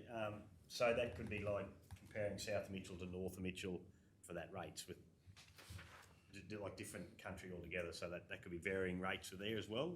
Yes, Councillor Burke. More feed and more water sort of thing. We do have to consider, when we're actually determining the amount of available feed, there's a criteria we look at that says there's a minimum threshold we have to maintain. So we look at how much is above that, how good it is. If you were going to pay someone who private paddock for that same thing, what would you expect to pay? Yep. But that's why we're sort of saying that we think the increases are probably appropriate to go from a range from $1.90 odd to $2.80. Well, that currently is way under the commercial rate. So when was the last time they went up? I'm sorry, Kay, was that? The adjustment permit rates increase slightly every year. The travel permit rate has not increased for decades. Okay. The reason for that is that the state governments use the theory that they index their rates based on their value. The current travel permit rate, because it's so low, is below an indexable level, which is why you'll see in the paper and in our response they're talking about going to a fee unit that can be indexed, so that we don't end up in a situation where in 20 years' time we've still had no increase and there's a push for a big one, to be able to allow it to keep track with relative costs over time. So the travelling permit cost, what's it gone from and to, please? So it's changed from a fee of cents per head per kilometre to cents per head per day. To give you an idea, under the old permit structure, to take 1,000 head of cattle from Roma to Mitchell, under the old permit structure would have cost you about $90. Under the new permit structure, that will cost you $400. But moving so many kilometres per day. Yes, 10 kilometres per day. Okay. So, yeah, I'd like to move that council endorse the draft submission on the proposed amendments to the Stock Route Management Regulation 2003 and associated legislation as presented, with the change to request the ability to give a fee waiver for the travelling stock fee. And so it either could be a fee waiver or drought declared. You got any advice on that if council decided to do it? So some flexibility, because we have a lot of, like, in the last drought, there was local people that were just trying to keep their breeders going. And, you know, it's going up. And generally at that time, you're running out of money because you've been through all the feeding them and all that. So how could we have some flexibility if we asked for that? So it means you could charge the full rate, or you could say, you know. So, Mr Mayor, you're looking at just the travel fees? Travel permit. Yep. So Because it's going up a fair bit more from what people are used to compared to what the adjustment fee is. we could put that in the application. However, and the other thing that I'll bring to everybody's attention in the room is we will be doing a stock route management plan in the next 12 months, and there may be an opportunity for us to put something in there, but we'll have to consult with the department to make sure that that's not. Through Mr. Mayor, so that could be incorporated then, you're saying, like, not necessarily now, or? Well, as long as the department approve of that type of thing. We can't go against what the regulation or the legislation says in our stock route management plan, but I know it has been done previously. Whether it will be done after this consultation has been going on since 2002 to get the regs changed. Sorry. Mr Mayor, can I just ask a question? Just what I've read this document, there's actually no template for that plan yet, is there? No, One that's of your correct. recommendations is to get a consistent approach for all of the councils that have to submit a plan. Certainly a template from which to work from. And given the fact that they're removing the requirement for approval by the department, what we're saying is in order to ensure that templates have a certain level of robustness about them, it would be beneficial for the department to develop a template that sets a minimum standard so that we know that across local governments there is some kind of consistency. Mr Mayor, just on the touching back against that point with the fee, one of the important points with these amendments to the regulation is how the fee is to be retained. Currently, we charge the fee and we remit half of that back to the department. They're proposing that we would keep all of that fee, which, as we've said, we don't recommend because we think it's a partnership arrangement. The state, if they're, in order to ensure they've got continued investment in the network, they obviously should be getting something from it. But there are some local governments who've chosen to reimburse their portion of the fee back to landholders. That has occurred elsewhere in the state. Mr Mayor, through you, Mr Mayor, I understand what you've just said, and one is that a ploy from the state government to get out of funding and in the long, eventually say, well, you're getting all the money, we don't, that. Through you, I'd be Mr. very suspicious anyway. It's a $64,000 question. Currently, the state contributes $800,000 a year to Stockroot's capital works and provides us with support through the Stockroot network. We would just be concerned that if the state was not actually receiving any revenue from that, whether they would be prepared to continue to do that. And we do get a lot of support from the state around the management of the actual network, technical advice and that sort of thing. And we would just be concerned that if they were to hand all of the feedback to local government, is that the beginning of saying, well, you can have the whole thing and you can deal with it yourself? And through you, Mr Mayor, Councillor McMullen, that has been brought up previously. That's what just came to mind as soon as you said that. So as part of this review, we've basically said that some of it should go to the state. We should retain that. Was it 25% or 75? Currently, it's a 50-50 split, and they're proposing that it would be 100% the local government, and in this recommendation, what we said is we should retain the 50-50 split. 50-50, yeah, right, that's what I think. Okay, so that's what I'm happy to move is to... Can I suggest you just change that a little bit? Ability to waive the fees for travelling stock, instead of having fees in there twice. Righto. Waive the fees for travelling stock, that's just... Yeah, I'm happy with So who that. will make that determination? Council. Yeah. It's got to come back to council. Yeah.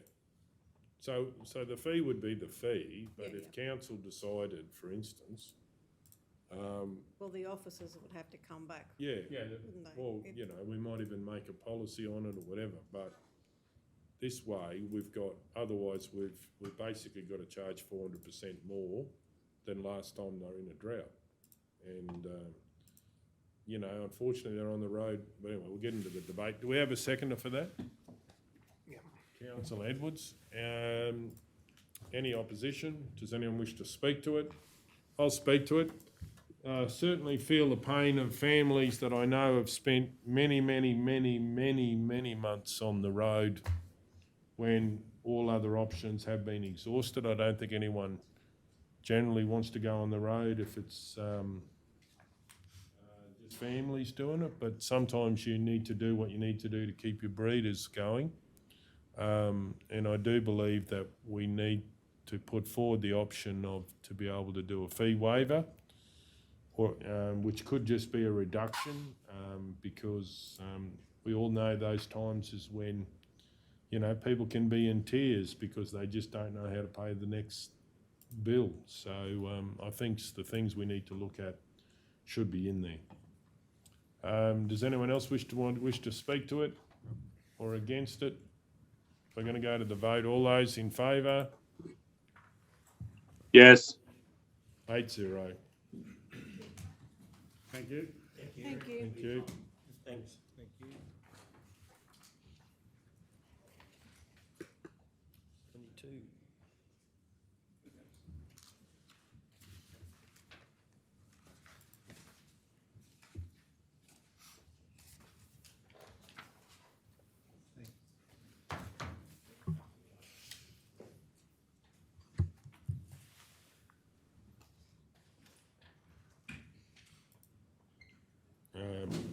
Item L4, request for footpath upgrade under cost sharing.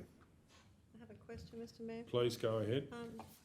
Deputy Director Cam, so there's no actual footpath there now, is there, going according to this picture? Is it just grass? Yeah, it's grass. Yeah. Mr Mayor, that's correct. There's no footpath there at the moment. I have a question as well. In regards to the width, it looks like, are we going narrower than what is, you got two different widths of footpaths on the corner, have you? How, it looks like there's, is that wider footpath up? And so is it going to be, there's that red footpath here, is it wider further? Is that the stencil concrete footpath that, or is that, what is that, or is that it must be. That's the Telstra pit.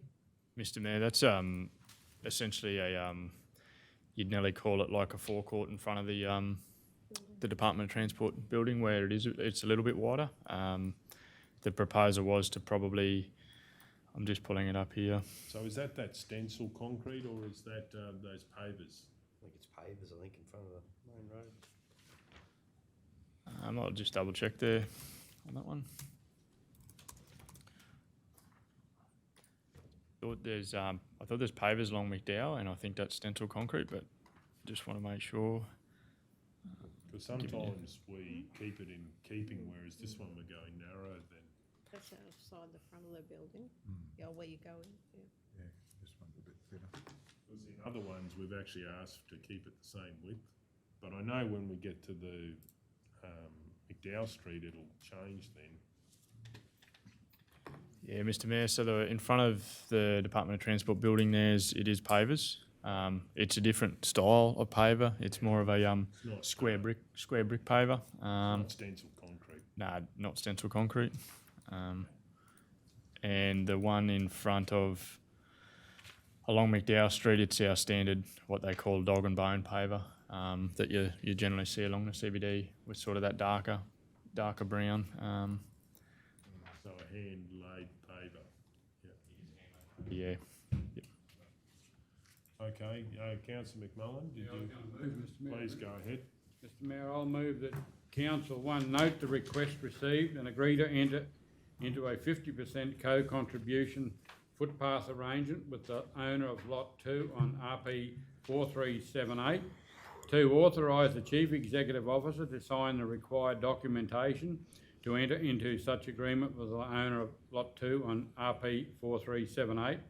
3, upon execution of the co-contribution footpath arrangement, including the project onto Council's Capital Works program for management and delivery by Council.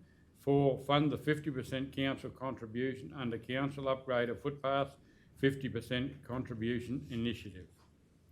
We have a second to Councillor Taylor. Any opposition? Does anyone wish to speak to it? We're going to go to the vote. All those in favour? Yes. 9-0. Page 79, L5, Ingene and District Men's Shed Incorporated, request for financial assistance. Can I suggest, Mr Mayor, that this be laid on the table to later in the meeting as well, because it's a similar issue to what Councillor Hancock raised earlier. Okay, does anyone want to move it? I'll move we lay it on the table till later in the meeting, Mr Mayor. All those in favour? Yes. 9-0.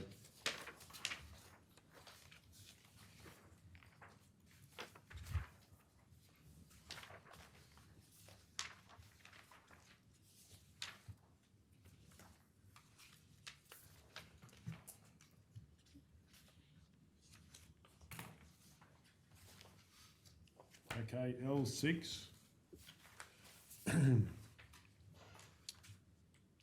L6, Queensland Fishing Infrastructure Grant Program. I have a question. Councillor Hancock. I have a question, but I'm not sure whether it would be to Manager Ed.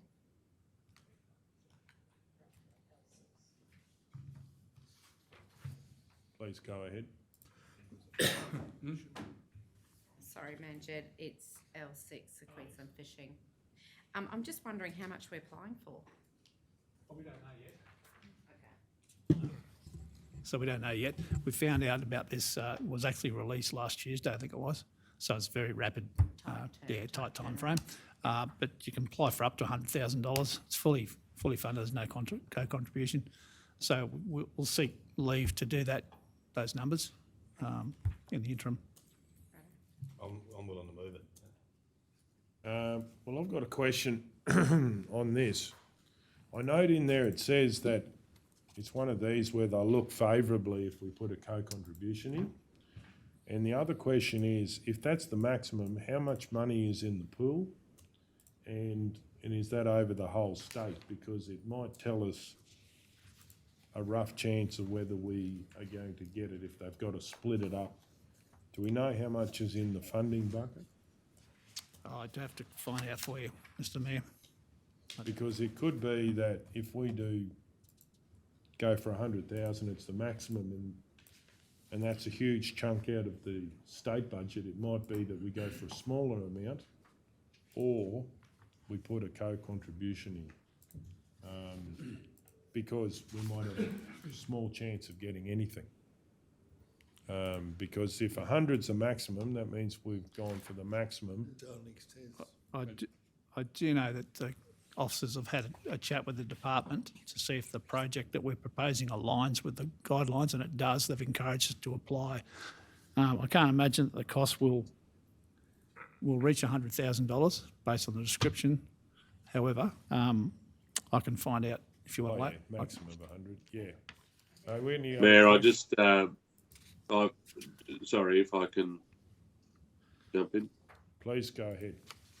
I just, while the manager was addressing council, I just Googled, it's 1.4 million is the grant program. Is that for the whole state, councillor? State of Queensland, or? Yes, it's a Queensland government grant, so it's $1.4 million for Queensland. So that means there's only, if it was a maximum, there's only 14 in the state that could get it. Is it for inland, or is it any? It's Queensland's fishing infrastructure. It could be anywhere. I think we'd be happy with anything, really. Yeah, I reckon. You know what I mean? Like 20 grand or 10 or. I'd agree. 12th of September it closes. Yeah. Doesn't say we have to apply for 100 maximum. We can apply. If we get it, we get it. We don't, Yeah. we don't. Councillor Hancock. Just because of the time frame, Mr Mayor, I'm just wondering if we could move ahead with it, and then maybe the manager, once they've done their figures and worked it out, maybe via councillors could be updated via email. Yeah, no, I'm fine. I agree with that. The biggest thing is it would be good to have a deal where, you know, we're only one population base in the whole state. And if the whole state, if they gave 14 of these 100,000, it's all gone. So what do we, Councillor Guthrie? Mr Mayor, just note, I'm just reading through that priority will be given or afforded to proposals that include co-contribution by the applicant. Yeah, and that's So if we're looking the at other thing. 100,000 or applying for the 100%, we would get priority if we were prepared to co-fund. Yeah. That could be a financial And consideration. that has happened in other cases where we've got funding because we did put a co-contribution in. Whereas if you don't put anything forward, don't kick the tin, you might have less chance of it actually, even if it is a smaller amount. We won't know that amount until it's costed out afterwards, isn't it? Through you, Mr Mayor, that's correct. And I can't at this point in time recommend where we would find the co-contribution from, what budget. And also it depends, as I'm reading here, council's co-contribution would be labour to install the materials. So the officers identified that. So therefore, I would assume that the officers read the grant application and in-kind is part of a co-contribution would be considered, so. Just with that in kind, for argument's sake, the work camp, where we're not actually paying for their services, we use that as in-kind assistance? Yeah, it still has a Still value. in kind because you Yeah. still value. Yeah, for them, but not coming out of our pocket. Manager Ed shaking his head, so maybe. No, No. I'd really need to Well, seek. as opposed to, Yeah. say, our town gang doing something as work camp, it's costing us, that one's not. But it still shows on the in-kind on the other side of the ledger. Am I making sense there, or am I talking? Yeah, so obviously the recommendation is that it's up to a maximum of 100,000. And Mayor, just for clarity, the component of the $1.4 million that local and regional councils can access is 949,000. right, There's 500,000 that's been earmarked for different programs. In particular, 250,000 is earmarked solely for community-based, not-for-profit organisations and fishing clubs. Whereas local and regional councils can access a portion of 949,000. so there's a lot of councils in the mix for this if they all apply.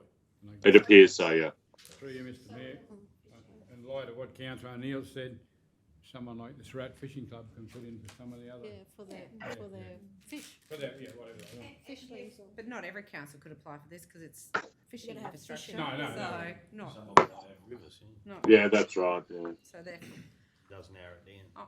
my opinion is I think that it's, we should apply for the grant. If we can get anything that's funding's coming from externally and not internally from us, we should have a crack at Yeah, it. I agree. Well, I'm happy to move that, Mr Mayor.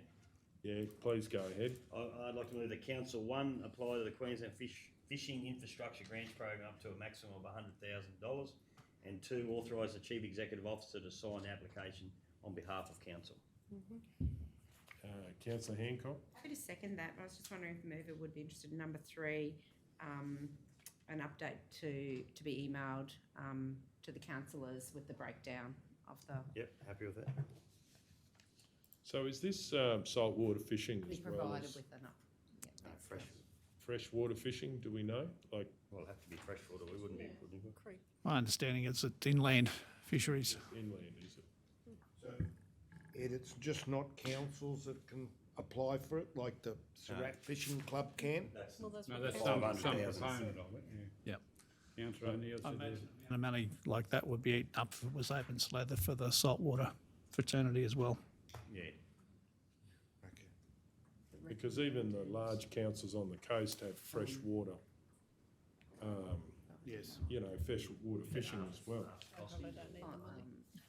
Well, we were concerned about the nature of the project, and that's why I rang the department. I wasn't part of that call, but I'm assured that they encouraged us. They said, no, it's exactly the kind of projects that we want. And did they know the amount of money that we were looking at? Yes. Yeah. So we talked to them. Well, roughly. Yeah. We haven't got quotes yet, so we can't quantify exactly how much it's going to cost. The essence. I'll second that. No, it's already seconded. Oh, good. No, we've already got a second. Excellent. He tried to get moved. He's jumping. Okay, does anyone wish to speak to, the mover wish to speak to the, Yes, Mr Mayor, I Program. think, like Councillor Hancock alluded to, anything that we can get money externally is a great thing, but I think for both these communities, whether it's revitalising existing infrastructure or doing another little project that's going to help bring tourism and livability for the existing towns, I think is a great thing. Okay, does anyone else wish to speak against or for the motion? Councillor Hancock. Yeah, Mr Mayor, I just want to add my support to what Councillor Burkett said, and I agree that this is a great opportunity to apply for some external funding to get some great wins for the community on some projects that have been, you know, identified in our plans for a long time. And so I just want to congratulate the staff on having the initiative to look out for these grant programs and bring them to our attention. Does anyone else wish to speak for or against the motion? I'll speak for the motion. I do believe we should be applying for this if we can help our communities. I would just like to see and make sure that we actually do an amount of an application that actually has the best chance of success. Because if it is too far outside what would be expected to be shared around, we could miss out completely. So I would hope that we do the due diligence and look at making sure that it's got a good chance of success. Okay, does anyone else wish to speak for or against the motion? Just also, I'd like to thank the staff too, because I think this is thinking outside the square a bit, so I think it's great. Okay, no one else? Then we're going to go to the vote. All those in favour? Yes. 9-0.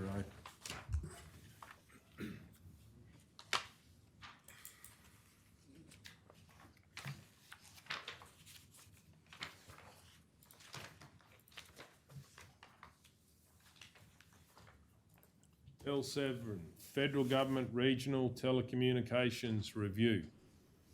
I'd like to move that Council, 1, receive and note the Mayor's email of thanks and acknowledgement dated 20th of August 2021. 2, put forward a submission to the Regional Telecommunications Review 2021. Be provided a draft submission for further consideration at an upcoming meeting. Do we have a seconder? Councillor Edwards. Any opposition? Does anyone wish to speak to it? No, just a clarification if you would Please mind, go Mr. ahead. When you say receive and note the Mayor's email of thanks, we're not receiving. Is that an email of thanks and acknowledgement that you sent to I sent, who? yeah. To the federal government. Yeah, it was just the way that the report's been done up. But, Just receive, right? Just so it's the. so we receiving. obviously had feedback from business individual that's concerned that we put in a submission to the federal government's review, and this is about getting it moving. That council is going to do a submission for the review. Thank you. And can I just say too, Mr Mayor, I think it's noteworthy that this individual has written to you, because it didn't come through our normal channels, did it? This opportunity to be part of this review? I don't know whether it would have anyway. I don't know. Manager Ed? Yeah, Mr Mayor, we were aware of it. It's due on the 30th of September, responses to the review, so it was on our agenda. You did ask that question last council meeting or last briefing session. I think you raised that. Well, we didn't answer it. Oh, sorry, Mr Mayor, I didn't realise. I thought you were receiving and knowing the email back to the federal government, but you're actually doing that to a private resident. Yes. Is that correct? Yeah. Yeah, that actually brought up why this report is here today. It brought up that we should be doing one, and I said I would take it to council for council's decision and deliberation. Okay, does anyone else wish to speak? For or against? We're going to go to the vote. All those in favour? Yes. 9-0.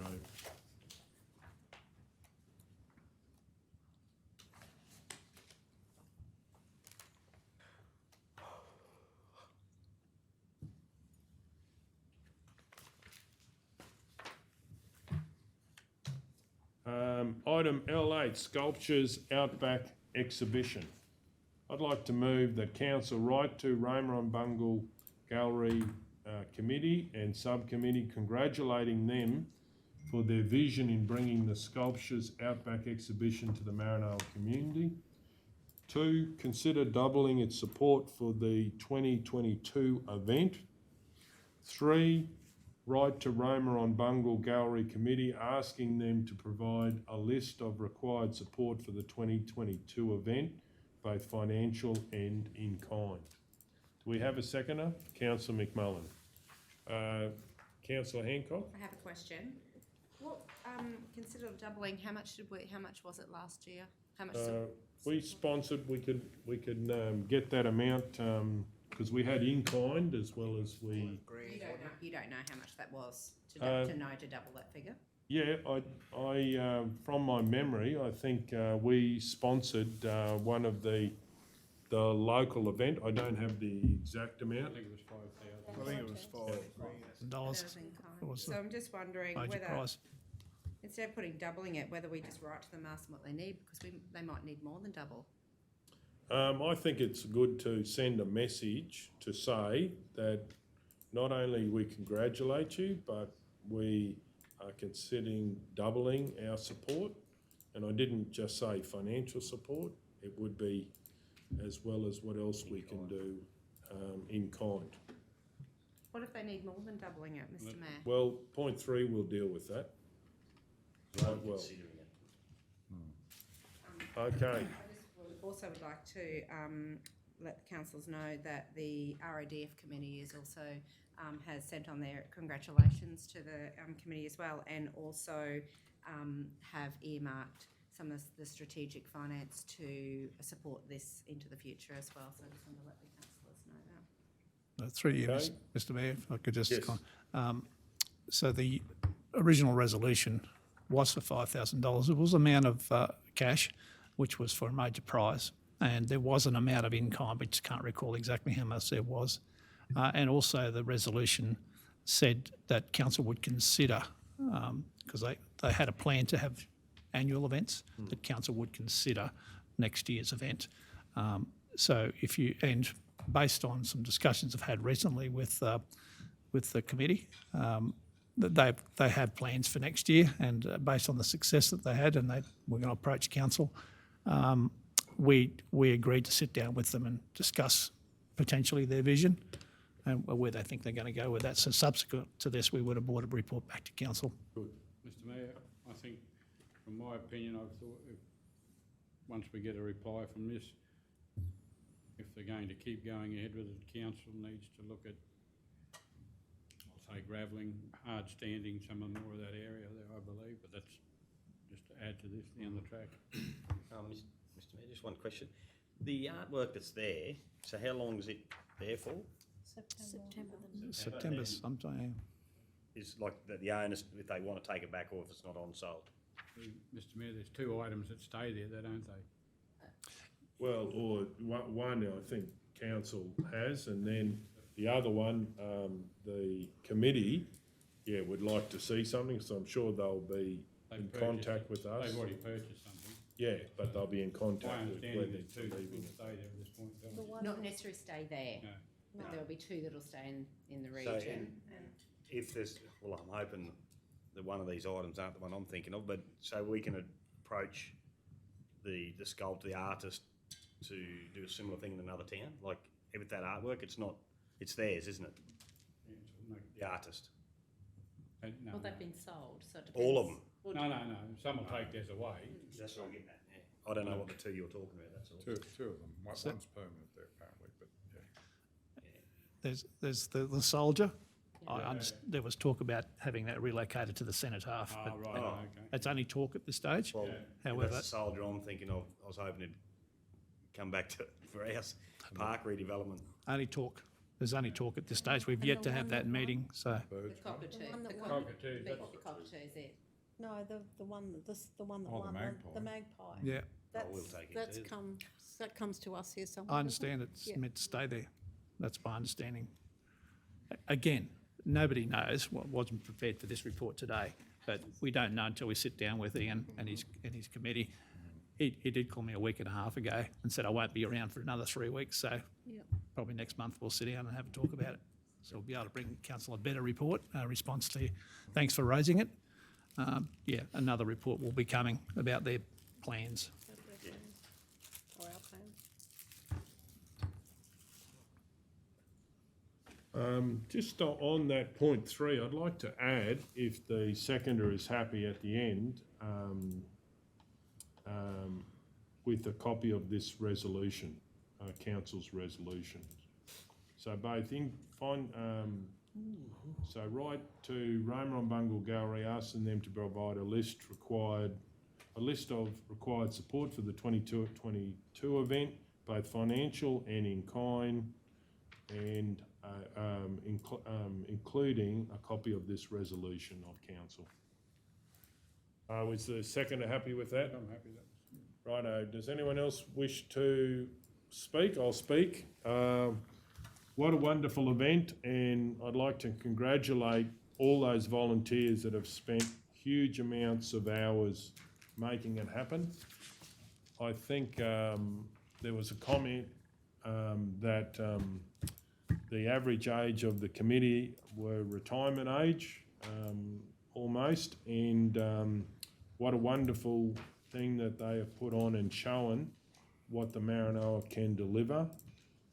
If you drive past there almost every day, there is groups of people stopping, so the numbers will be huge over the period of months that it is there, and what a wonderful thing that people have embraced, and we look forward to many future years, and congratulations for the vision of the people involved. Does anyone else wish to speak? Just to pass on my congratulations to, I think every councillor here would feel the same. That's was such an incredible event and incredible vision, and it is just so great to see busloads of people and vehicles when you're driving past. It brings a smile to your face. Okay, does anyone else wish to speak? We're going to go to the vote. All those in favour? Yes. 9-0. Item L9, Western Queensland newspaper supply. Yes, I'll move. Please go ahead. Councillor Hancock might has got a hand up. Please go ahead. Mr Mayor, I'd like to declare a conflict on item L.9, description Western Queensland newspaper supply. Declaring councillor as myself. Person with interest is Surat Post News Proprietary Limited, owned by GL and JM Hancock, my husband and myself. Particulars of interest is Surat Post News Proprietary Limited is one of the news agencies that is affected by the decision to cease the supply of newspapers. It's a declarable conflict of interest, and I'll leave the room while the matter is being discussed and voted on. Excuse me, Mr Mayor, just going on our training the other day, if we had a question that related that we thought councillor Hancock could answer, could she stay in the room to answer questions? That was our training the other day? If it's a factual. Factual. That's what they said. Yeah, I think that would have to be under a process that we would have to do that, and it would be a clear come in, answer questions, and then go. Well, that's what I'm asking. My Or you want me to ask the question first and then see if she can come back? If I get my interpretation, I might not have got it right. The councillor would leave the room, and then we come up with a question. We could say, could you please come back? And they'll say, bang, bang, bang. I might have got it wrong, but that was why I thought. That was my interpretation. Yeah, you actually leave the room. We can call you back and ask you a question. Thank you. Factual question. Yep. Thank you. But wasn't that to the CEO? CEO is. No, this. Councillor McMullen's Sorry? Councillor McMullen's answering the questions to me. When we had were you here when we had that training the other day for? Oh yeah, Not no, that's right. But I don't know whether that. I've got a question for the CEO. If a councillor's got a conflict, if they've got factual questions, isn't it to the CEO? What is your The councillors all attended the training. No, I'm sure they said we can ask come her back to and we come can back. ask them For like if there's some to do with the subject. Yeah. But then they've got to leave again. And the example they used was the mayor of Longreach, that's the CEO of the museum out there. So if they've got any, so he goes out and then they ask a question, he comes back in and answers it, so long as it's relating to that. Because he has the knowledge. Yeah, but did they get ministerial approval? No. There's a few things we learned that we weren't aware of. That have occurred. See, we were listening. Anyway, I'll ask the question and then you can decide whether we can ask. Or whether we can't answer. I'd like to get legal advice on that, because that's not the way I understood it. I certainly understood about one case where the council all asked to stay in the room and the minister had to give approval for that. No, this wasn't, no, the Longreach The one wasn't Longreach that. one was different. He's the Mayor of- CEO the of the Qantas Qantas Museum. Museum. Of the museum. Longreach, yeah. Yeah, but I think we need to make sure we get some structure. As the CEO doesn't know about it, I think we need to get legal advice on what's the actual procedure we need to follow. What I said was that the councillors attended the training and they're speaking to that, Mr Mayor. Yeah, that's right, but none of us are lawyers, so I think we should get legal advice on how we can do that. Could you? Well, maybe It's a the pretty question, simple the question. question might be answered in the room anyway. Well, so it might be, be that's fine. case what we missed. So we go on with the process. Sorry. So, well, just to councillor Taylor's point, I believe since we've never done it before, we need to get some advice on that, so we're not just bush lawyers having a go at it, because it could have ramifications. And I've got no problem if we've got a process that we can do it, and then we can follow that process. Okay. Because, so would you like to? No, how about we have how about? Can't do anything until you move the motion, Mr. Yeah, Mayor. and Councillor O'Neill, you want to talk to this first? Well, I'm going to move it. Oh, sorry, okay. Well, Well, the I do, question might not well, need can I councillor ask the Hancock. question He's got to move first, hasn't he? No, before I can no, ask a just question? Ask a question. Oh, okay. Please go ahead and ask the Okay, question. I'll ask the question.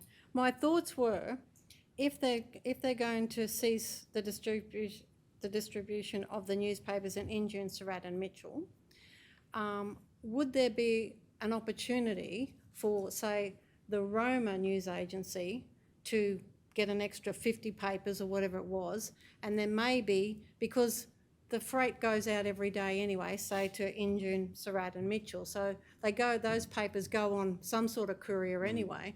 If maybe council, or maybe they don't have to, maybe the couriers would be happy to do it for nothing, or we pay for them to be delivered to those 3 centres. That was my question, and I just thought Councillor Hancock would know the answer to that question. And I think we would know the answer too Okay, to what is that. So, as far as I understand, that's right. I would imagine what is actually happening is they're subsidising the papers, so they all pay the same amount as the retailer. Whereas if you actually pay for freight, for instance, from Roma to a centre, Yeah. and there's not a lot of papers, and the weight could be that they might be more expensive. The other thing I believe that we could look at is maybe if there's not an efficient freight situation, whether council vehicles might be able to do that. You know, that we might be going somewhere anyway. We might be going to Yuleba and they might not have a freight company that can deliver it. So Yeah, this is just to Injune, Surat and Mitchell, yeah, if they lose their papers. yeah, but Do you think it'd be all right if I actually move the motion? yeah, please go ahead. Sure. So I'll move that Council 1 write to the CEO and Chair of News Corp objecting to their decision to cease distribution of newspapers to Injune, Surat and Mitchell. 2, write to Premier Palaszczuk and Federal Minister for Communications Paul Fletcher advocating for action from the state and Commonwealth governments, respectively, for support for freight subsidies, CCing State Member for Warrego and Federal Member for Maranoa, and Senators James McGrath, Matt Canavan, Susan McDonald and Murray Watt. And 3, provide a copy of these letters along with a support letter for the submission by the Australian Lottery and News Agency Association. Okay, do we have a seconder? I'll second. Councillor Burkett, any opposition? Does the mover wish to speak? Thank you. I bring this to Council's attention because I've been speaking with the news agencies that are impacted directly, and I think this is unacceptable by News Corp. It's not that long ago that News Corp made the decision not to distribute a print version of a long-standing publication, the Western Star, out of Roma, which provided an opportunity for our community to hear the news. The fallback position was that there would be pages provided in the Tuesday and Friday Toowoomba Chronicles, and that has been happening to date. However, these are the papers that will stop being distributed to our community unless you reside in Roma. And I think the newspapers, daily newspapers, are a vital source to our community. And we've got, a demographic of our community that still heavily relies on print versions of news. And I think we as a council need to do everything that we can to lend our support to stop this, if possible, and if not, that we call upon the state and Commonwealth governments who, on regular occasions, advocate for communities that reside west of the Great Divide, that they support regional communities. Well, this is another blowback for regional communities by not providing a print paper. And the issue that News Corp has raised is the cost of the distribution in terms of the freight. So I think we as a council need to, in the first instance, strongly advocate to the state and Commonwealth governments that they fund a freight subsidy and that we put our weight behind the Australian Lottery and News Agencies Association's campaign for governments to do just that. And in the event that this campaign is not successful, that we look at other alternatives. But until this campaign has run its course, I think we need to put our role as leaders in our community, civic leaders in our community, representing, particularly the communities that are directly impacted by the papers ceasing to be distributed in September. We need to put our weight behind a campaign to do all that we can to advocate for those people. So I strongly urge councillors to support this recommendation. Does anyone else wish to speak? This is probably more of a question, Mr Mayor. Councillor O'Neill may know the answer. I assume this is affecting councils to the further west of towns in the councils further west of us? That's correct, Deputy Mayor. It's affecting all of regional Queensland, but I think in this instance we've just got to look after our own. But you're right. The communities west of us are feeling the pain, just as ours will when this stops in September. Okay, Councillor Ladbroke. I'd just like to say Councillor O'Neill is completely right, and all this comes down to livability in these smaller region towns. Like all these little things keep getting chipped away at these little towns and takes away from their livability. Okay, does anyone else wish to speak? Yeah, I certainly too will support anything we can do to try and keep the valuable issue of having a paper. News Corp is not getting rid of papers in Brisbane or capital cities. They're doing it in small communities that don't have other options. So certainly believe it's a regretful move. Does anyone else wish to speak? We'll go to the vote. Yeah, Mayor, if I can just... Whoever wish to sum up. Yeah, thank you. This also really questions the viability of these businesses, the news agencies, opening on the weekends. That's certainly the discussions that I've had with the proprietors of those businesses.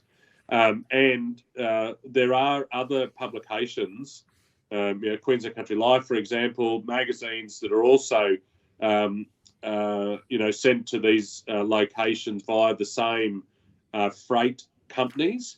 And so there is a question mark over, is this the end or will there be more cuts? And I think we've got to lend our support very strongly, very quickly to do all that we can to stop it. Okay, we'll go to the vote. All those in favour? Yes. 8-0.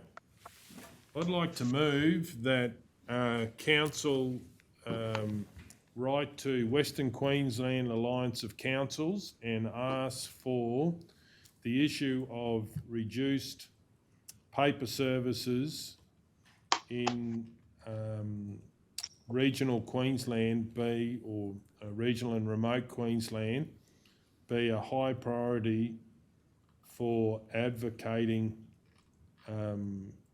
to retain these services or these services being subsidised. And also, point two, point two would be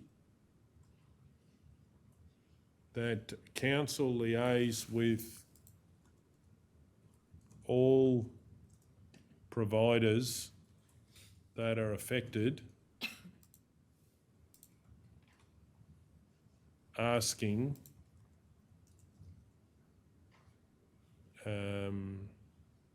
if any assistance is needed in the short term to keep papers moving to communities.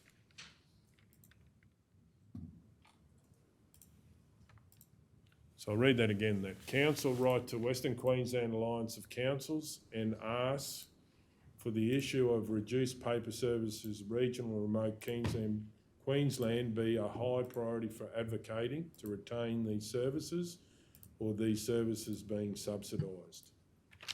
And point two, liaise with all providers that are affected, asking if any assistance is needed in the short term to keep papers moving to communities. Do we have a seconder? Councillor Guthrie, any opposition? Does anyone wish to speak to it? We're going to go to the vote. All those in favour? Yes. 8-0. Okay, we'll break for lunch. Going? So where are we up to now? So we're going to go into closed. Mr Mayor, do we do conflicts of anything in closed before we go in? Or? Yeah, we're going to do any conflicts. Yep. Yeah, I've got an additional, like a change to that L1. L1. We're not dealing with that at the moment. No, okay. It's open anyway, so. You need something you want to bring up about it? No. Or a conflict? Yeah, I want to change it. Yeah. I've already, remember we laid it on the table. He had a conflict I to did it stay in. declarative to stay in, but now I want to change that. L1, right, okay. It'll come back later in the meeting, Mr Mayor. It's laid on the table for later in the meeting. Sort of help, just make you aware. Right. You want to do your conflict now while I'm here. Do it now, yeah. So if you do it now, then your conflict's done. Yep. And then I won't be here when they're doing it, so. But don't we do the conflicts just before the agenda item, Mr Mayor? So We the have, but community we've doesn't already get- dealt with it. See, we've done the agenda item, we've only got it laid on the table, so. Let him do it. And this is a change, this is not, like we're We've already following. done a conflict of interest, but we've It's got, modifying an existing one. Yeah. we just go back to take it off the table, we don't have to, we've laid it on the table, so. Correct.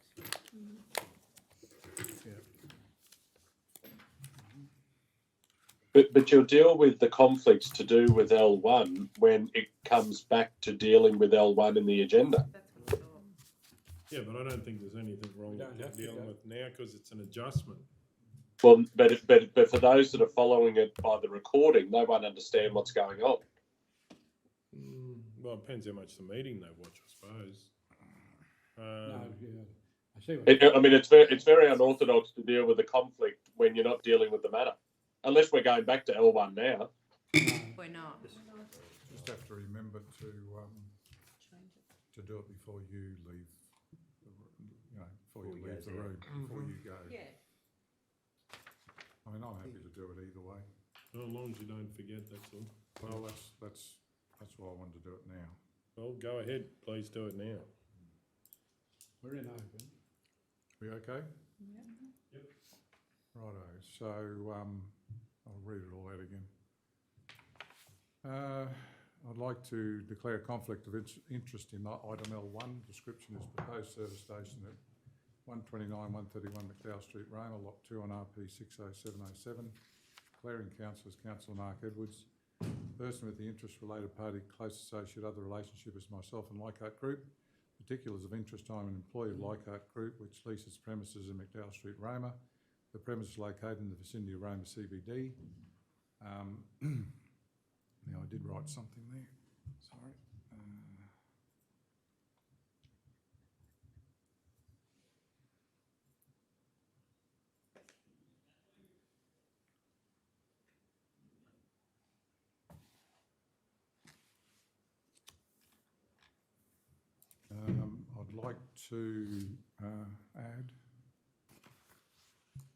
I'd like to add that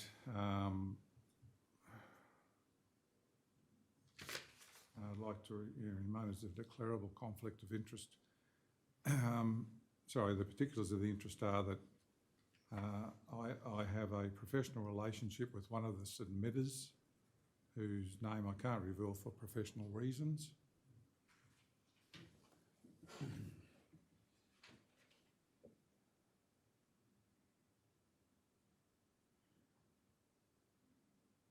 And whose name I can't reveal for professional reasons. It's a declarable conflict of interest, and the action is I will leave the room while the matter is discussed and voted on.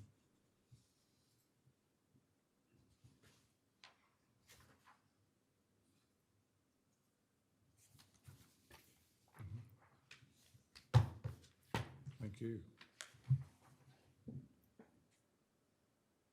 Which order do you want us to go around to do the conflicts, Cal? Which items will you be declaring, because I'm on LC4, I don't know what anyone else has got. okay. So are we not doing L10? No, I'll be, I'm not sure. How do you mean, discussing it now, or? going to go into, 'Cause we- closed. It's an open agenda. It's an open agenda. It's on the open agenda. Yeah, it's the only one left in the Yeah, I'm actually going to move that go into close when we go to deal with it. on what basis, Mr Mayor? To do with remuneration of local government employees and local government employment. As in, so it's to do with the appointment of staff below the CEO, so. I think that, for those reasons, I think it should be enclosed. And it is to do with local government employees. As in current employees, or? Well, if we're dealing with talking about the 8 directors, it has to be dealing with someone, or it could have ramifications, and that's why I believe it should be enclosed. Now, do we have conflicts? Righto, Mr Mayor, I'll do mine. Item LC4, description, presentation of quarterly report to council, priorities for Chief Executive Officer. I'm the declaring councillor, Jeff McMullen. In person of interest myself, I, Councillor McMullen, form the meeting. I have a declarable conflict of interest involving a staff member. That's not what I wrote, wasn't it?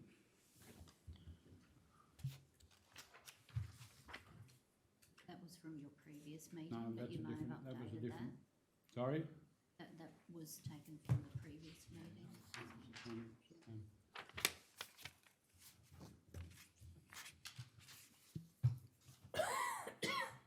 I have a declarable particulars of the interest as of the 10th of February 2021. I'm being investigated by the Office of Independent Assessor for allegations of reprisal against the CEO of Maranoa Regional Council. The type of conflict is a declarable conflict of interest, and the action is I will leave the room while the matter is discussed and voted on.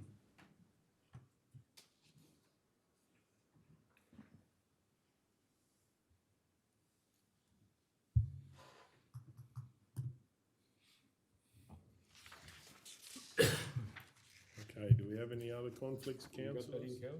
Want me to read it again? Did you email that? Yeah, I just sent it on to you a bit earlier, I thought. I forwarded you when the CEO raised before that we weren't seeing them in. No, we hadn't been.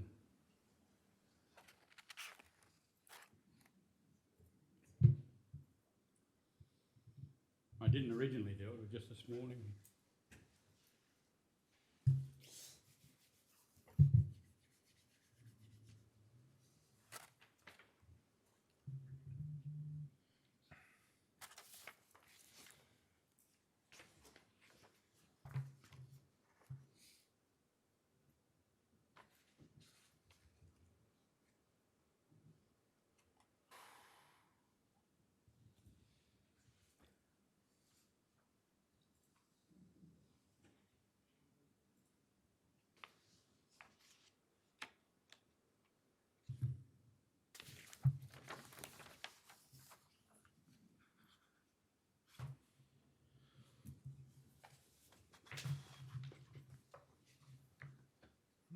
Okay, any other conflicts?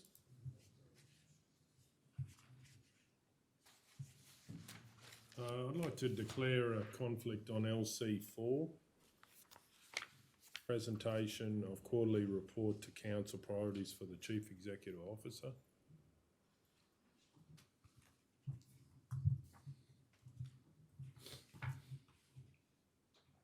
Person of interest is myself, Councillor Golder.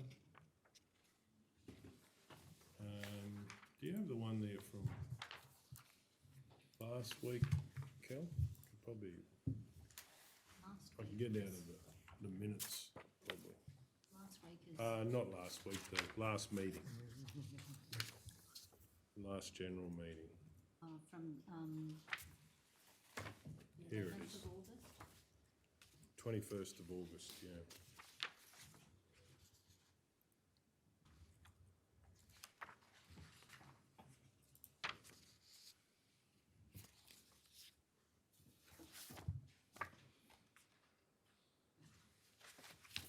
Oh yeah, particulars of interest. I, Councillor Golder, inform the meeting that I have a declarable conflict of interest involving the staff member referred to in item LC4. Type of conflict is declarable conflict of interest, and the action is I'll leave the room while the matter is discussed and voted on.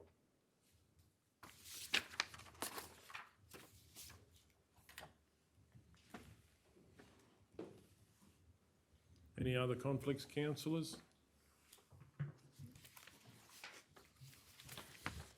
Okay. Do we have someone to move into closed? Mr Mayor, did you... We're going We're to doing do this that one one? here first? Oh, yeah, yeah. Yeah, I'd like to, I'll move a motion that LC10, L10 or LC10? L10. L10 is it? L10.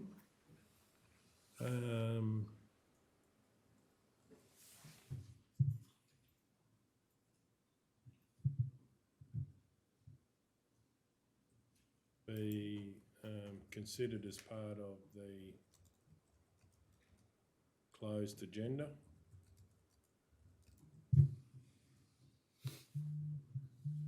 Yeah, in accordance with, do we have some numbers? I'm going to use the reason to do with dealing with matters to do with local government employees.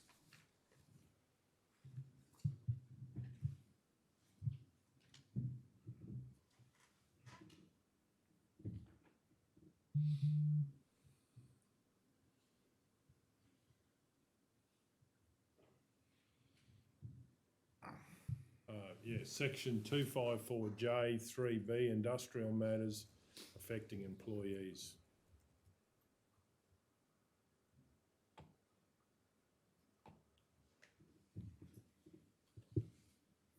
Do we have a seconder?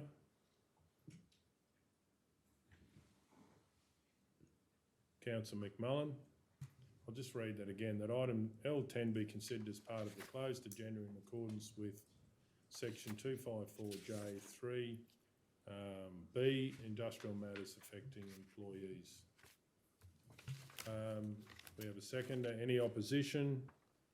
Does anyone wish to speak? We're going to go to the vote. All those in favour? All those against? Against. 6-3 if I can call for a division. Okay, so now, if we've got no more conflicts, we can look at the items that we wish to discuss in closed.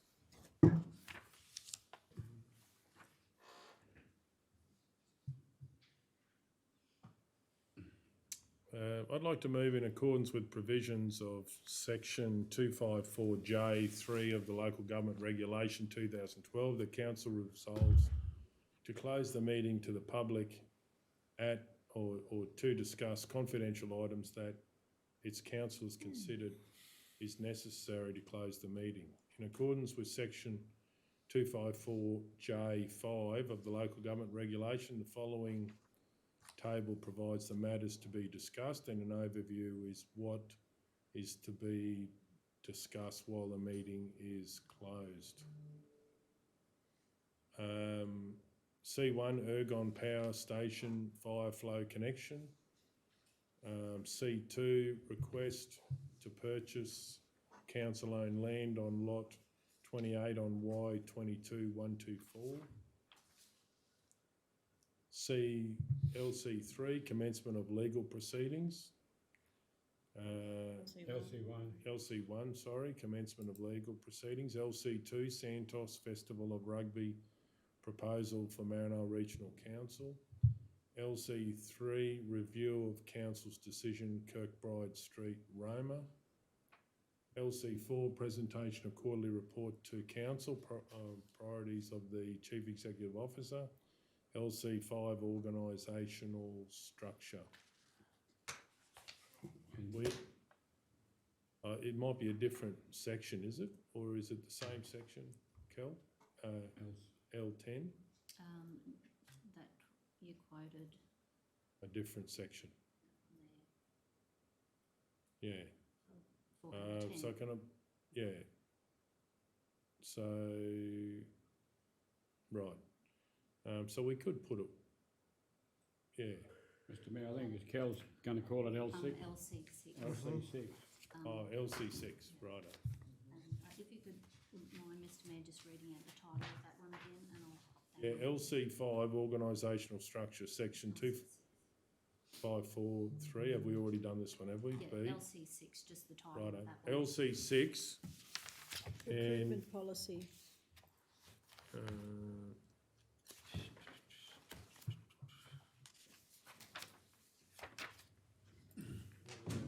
Recruitment policy. Local area directors. Local area directors. I actually would like it to be recruitment policy,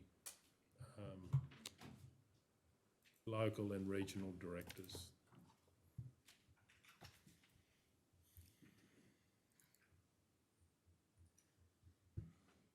Section 25, LC6, recruitment policy, local and regional directors. Section 254J3B, industrial matters affecting employees.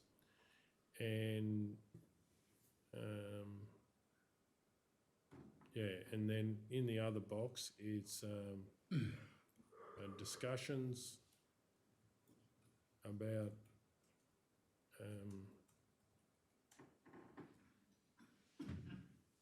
industrial matters, or actually I'd say discussions about employee matters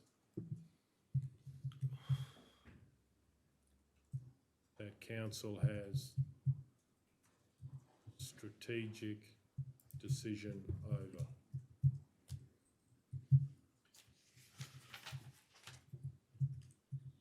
Okay, and do we have a seconder for that?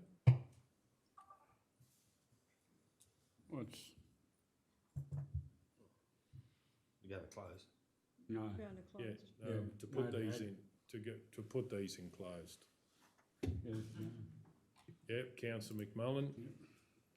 Any opposition? Does anyone wish to speak? And we'll go to the vote. All those in favour? And all those against? Against. So that's 8-1.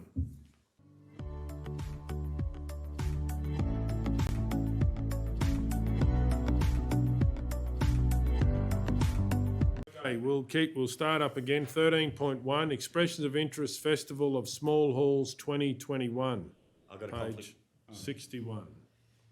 Oh, we had a move. in a second. Councillor Burkett is leaving the room. We might have actually, Yeah, I've got it. Is Councillor O'Neill still there?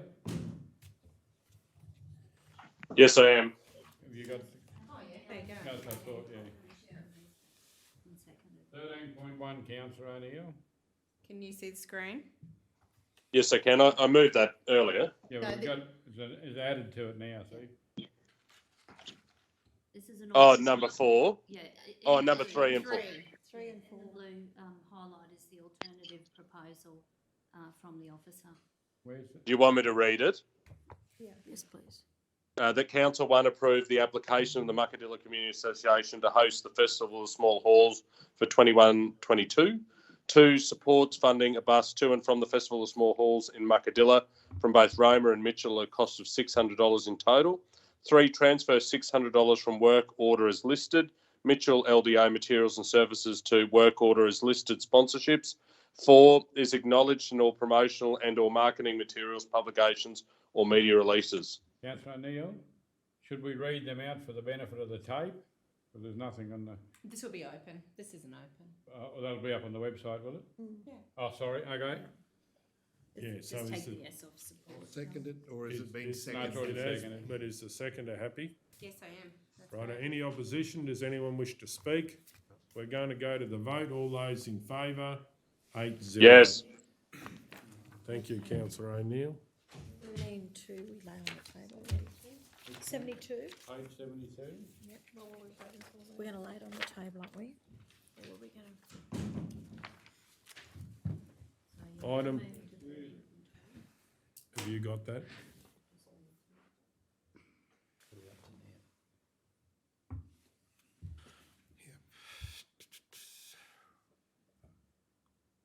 So there is an alternative there highlighted in blue provided by. So who moved it? And who moved it Who before? moved You it? did, Councillor, Mr Mayor, and Councillor Hancock seconded it. That's what I've written down anyway. Just that, the in principle needs to be LE, not LE.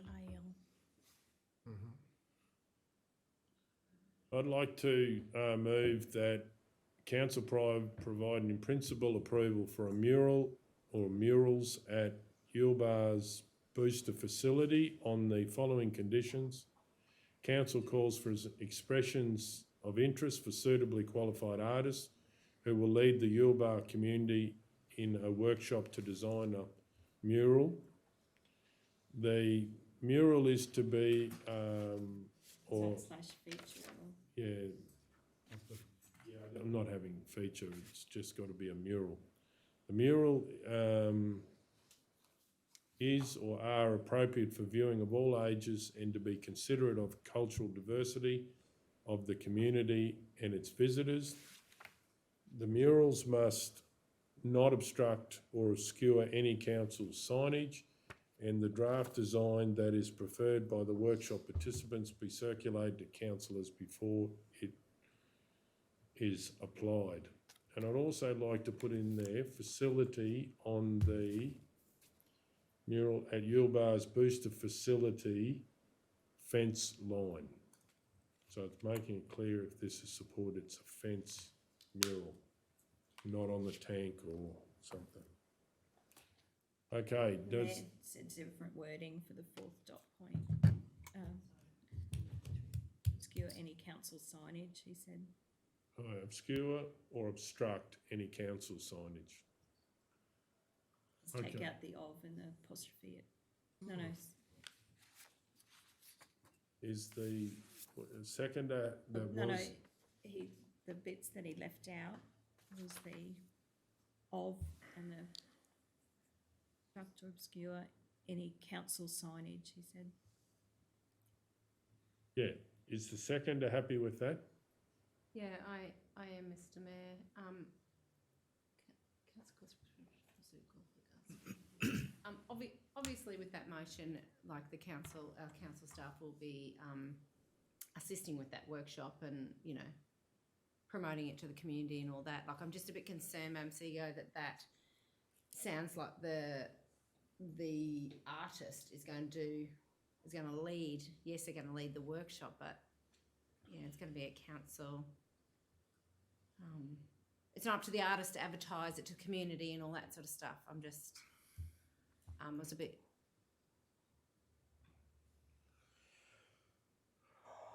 Who will work with council? Who will work with the Yuleba community in a workshop as facilitated by council? Yes, facilitated by council, yeah, or something that would be. In a workshop facilitated by council to design a mural.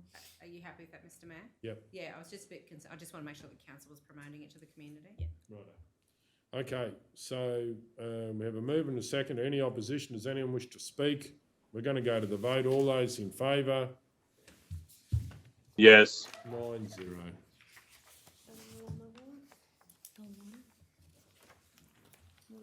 Okay, is there anything urgent, councillors? L1, I thought you laid 13.6 on the table too. the service station. No. Is that the only one left, the server? Just laid that one on the table too. Which one, sorry? L5.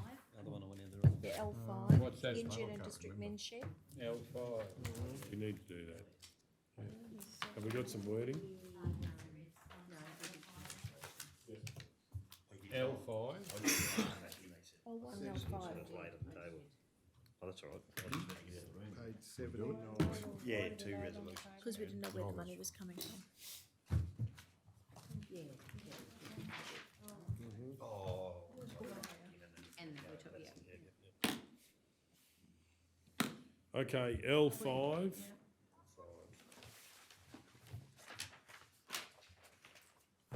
Ingenian District Men's Shed Incorporated request for financial assistance. Was there a mover for this? No, we just laid on the table, Mr Mayor. Righto. Do we have a mover? There was it's a reason. Yeah, we just wanted some money, Just the work orders. work orders now. Work orders. I'd like to move that council provide financial assistance to the amount of $1,723 to the Ingenian District Men's Shed Incorporated to offset fixed costs associated with delivering a lead light skills workshop. 2, the budget of $1,723 to be provided as sponsorship from WO02887.2249.2001 to be transferred from work order 2885.2001.2001 arts and culture materials and services to the sponsorship budget. 3 is acknowledged for the contribution made towards the workshop in promotional or marketing materials, publications or media releases if possible. Do we have a seconder? Councillor Burkett, any opposition? Does anyone wish to speak? We're going to go to the vote. All those in favour? Yes. 9-0. Now, we got the information for C2. Are we going to do that one too? It's on the email. 3 o'clock or 1 minute 3. What else have we got in any more in the open, Kel, while we're here? Just the, because we C2 haven't done does have any. an alternative. Sorry? C2 does have an alternative recommendation. C2. Okay. Well, C1, C2. C2. We've done C1, haven't we? Oh. No, we talked. Right.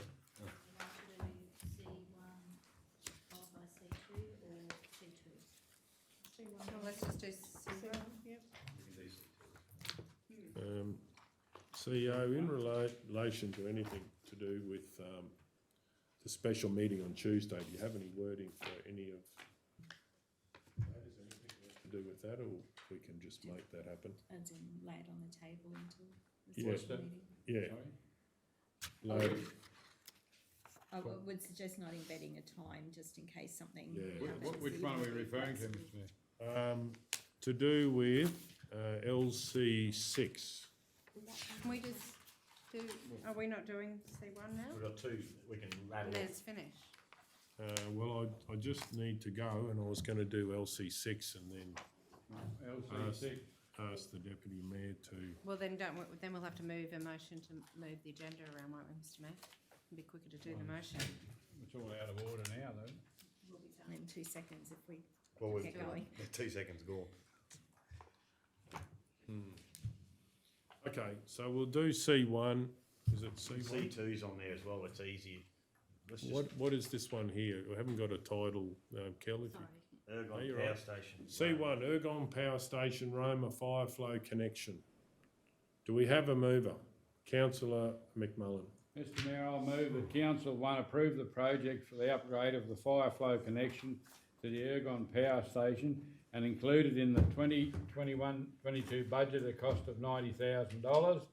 2, that this be funded from the water reserves. We're going to have to fix that, council. It goes into the one. Yeah. Oh, sorry, yeah. Okay, do we have a seconder? Councillor Taylor, any opposition? Does anyone wish to speak? We're going to go to the vote. All those in favour? And just remove that on the number. Yes. 9-0. C2's on our, by an email, Mr Mayor. I'm happy to move it.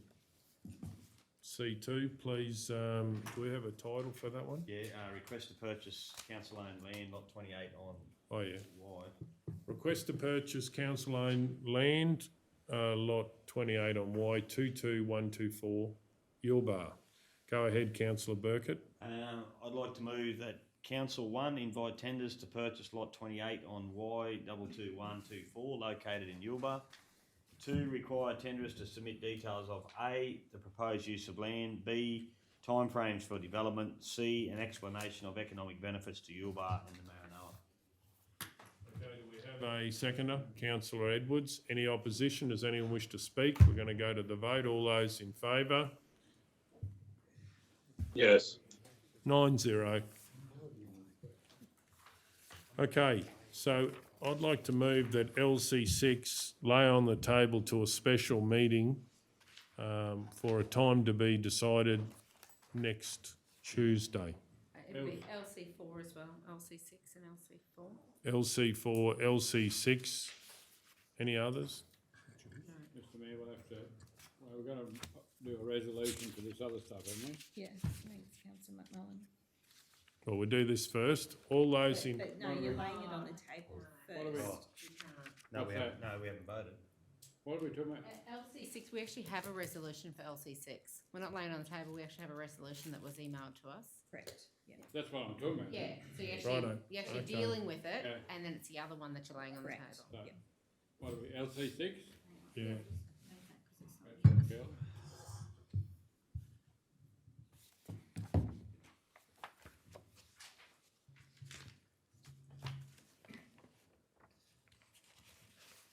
Okay, LC6. Have we got the title there? Yeah. The LC6. problem is the title's not going to match now. Recruitment policy, local area directors tabled or retabled. So the mayor actually changed it. He actually changed that title. Yeah, that's went into right. title. Yeah, good point. Where have I lost? I lost a bit of paper somewhere. Which one do you want? I got it.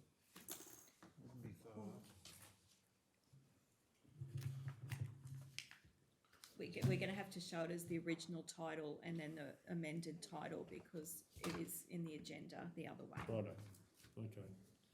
And then the amended title is recruitment policy, local and regional directors as well in the amended title, as well as the original title, which I read out. Is it recruitment policy still? What?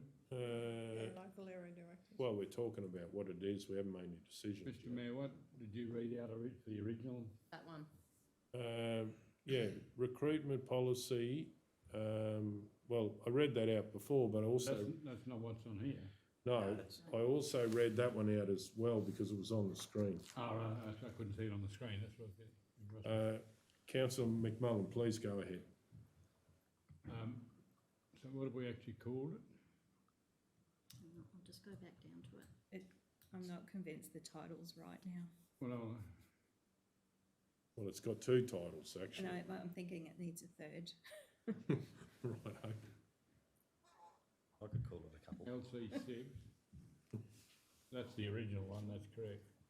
No, that's not the original either. Mark 3. Retable, that's retable. I just- So is that what we're, That's the original. that's correct? So, And show the second. This is the second. so we've got to read them out as two, have we? No. No. Do you want to go for a third? No, well, third time lucky. Third time lucky, yeah. Do we need something for the third? No.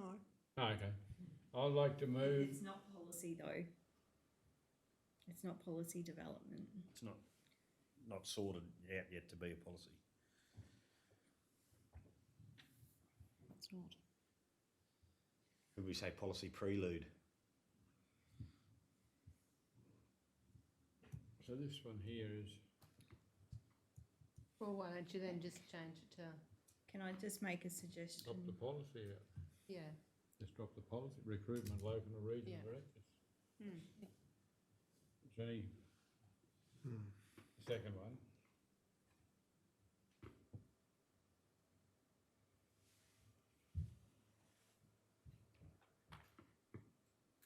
Okay, so we're still calling it LC6? I've just sent an email, Councillor McMullen.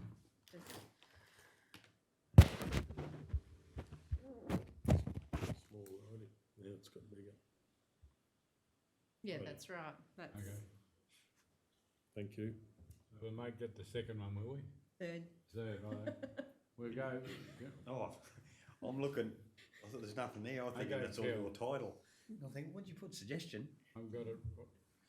I'd like, if you want to read it out, Mr Mayor, or are you happy with me to get into it? Yeah, no, well, it's still LC6, recruitment policy, local area directors, recruitment policy, local and regional directors, and the new title is position descriptions, local and regional directors. Okay, I'll move that council, now I've lost my page here.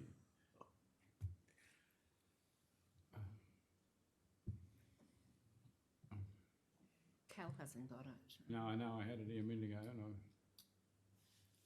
I email Cal. more information. You got Is it. this the one with multiple? Oh no, you've done it up there already. Where, is it up there, is it?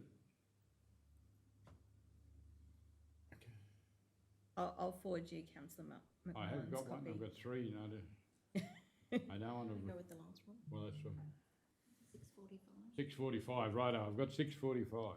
That's it. Okay. Have you got it, Kel? I can. Yeah, I'm just going to find it I'll move it. on there. mm-hmm. Got it? Yeah, I'm sure.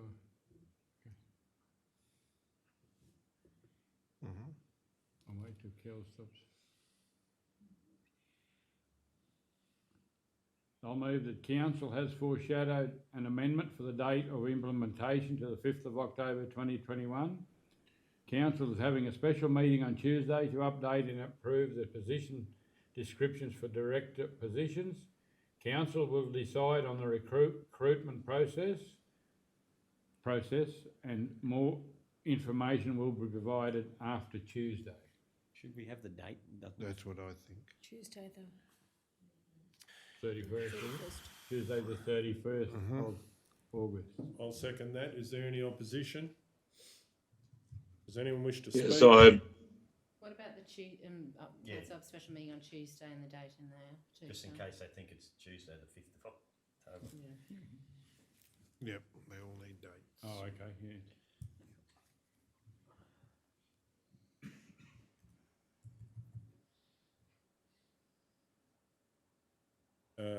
Yeah, so we had some opposition. Does anyone wish to speak to the motion? Does anyone wish to speak against the motion? We're going to go to the vote then. All those in favour? All those against? against. 6-3 if I can call for a division. So is there anything else left except for the Number Mr Mayor, I move that we lay LC4 on the table until the special meeting. Till the Okay. special meeting on Tuesday, 31st of August. All those in favour? Yes. 9-0. What did we do with LC2?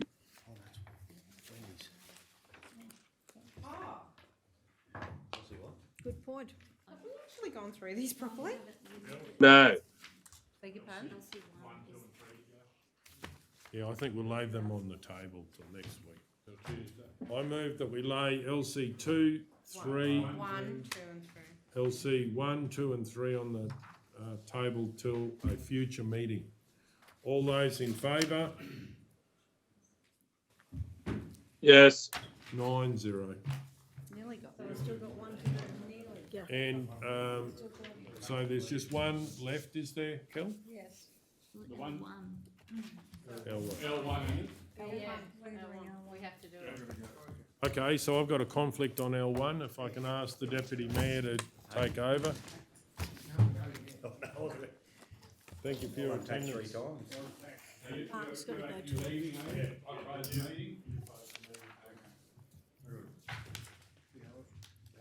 L1, and we had some wording for that, didn't we? Yeah, no problem. Is there?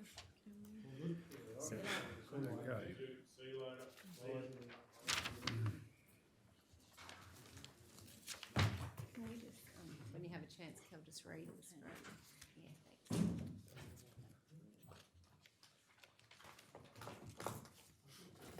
No, I didn't bring. Is that the, Yeah. that's the new resolution? Oh, councillor Edwards was meant to update his, You know, he done that. Oh, but he He did it didn't earlier. email it to you? no, he hasn't told the community. Yeah, he did earlier. He did it earlier. No, Yeah. he did one. No, He did it again. He did Just when I say early, before we went into Okay, all close. right, that's fine. Didn't want him rushing. Yeah. Probably foreshadowed that we would be this late. This was Did early. you notice that it was Okay. finishing at 5 today? I just Councillor buttoned Edwards them. and the Mayor have left the meeting due to conflict of interest. So, item number L1, proposed service station at 129 to 131 McDowell Street, Roma, Lot 2 on RP 60707. Do we have a mover? Councillor Taylor? I'd like to move that council resolve, 1, to seek further information and have discussions with the applicant regarding access configuration to and from the development site, opportunities regarding the location and orientation of the building on site, and 2, be presented with a subsequent report outlining the outcomes of these decisions. Discussion. Discussion, sorry. Councillor Ladbrokes, a seconder. I don't think your hand was high enough there, councillor. Well, Is there any opposition? Anyone wish to speak for or against? All those in favour? Yes. 7-0. So we are confident we have everything covered so far, that we haven't missed anything, Kells, they lay on the table, I think.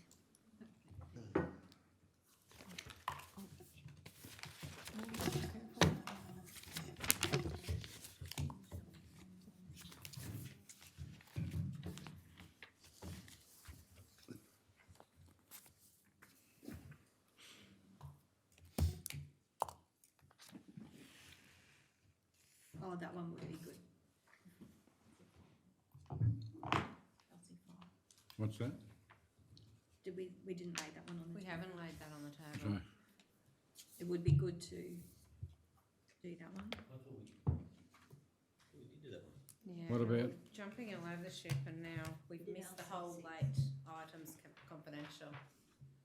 We never did any of them. Well, we've laid 3 on the table already, haven't we? Laid 4. 4. So it's just got the LC5. Can that wait until Tuesday or not, Madam CEO? Well, It would be nice to get that Well, it's sorted, just a matter of reading it. because we can but actually we keep. haven't, moving we've got the forward. mayor and we've told them that we're not, Oh, And haven't we just resolved that it lay on the table?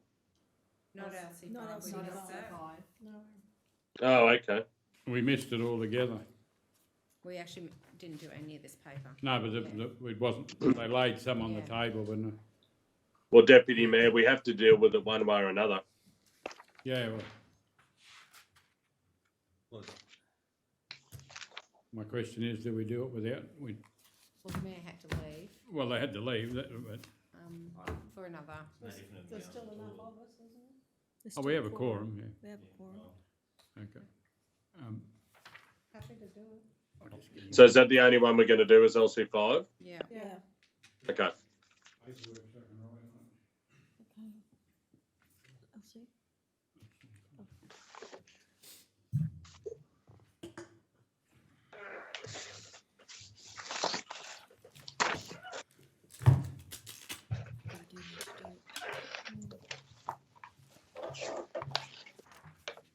It'll be a different effective date though.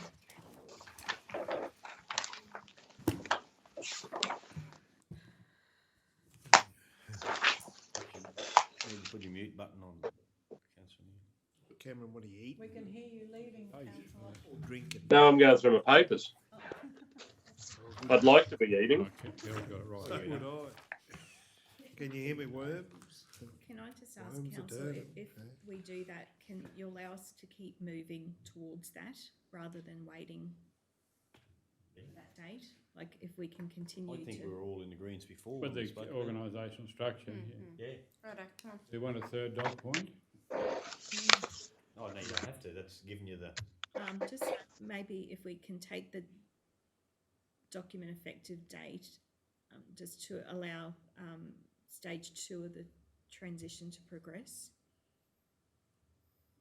Remove the date, No, yes. remove the date. Sorry, where we say document effective date, if we just say, because we've had stage 1, haven't we? So this is stage 2.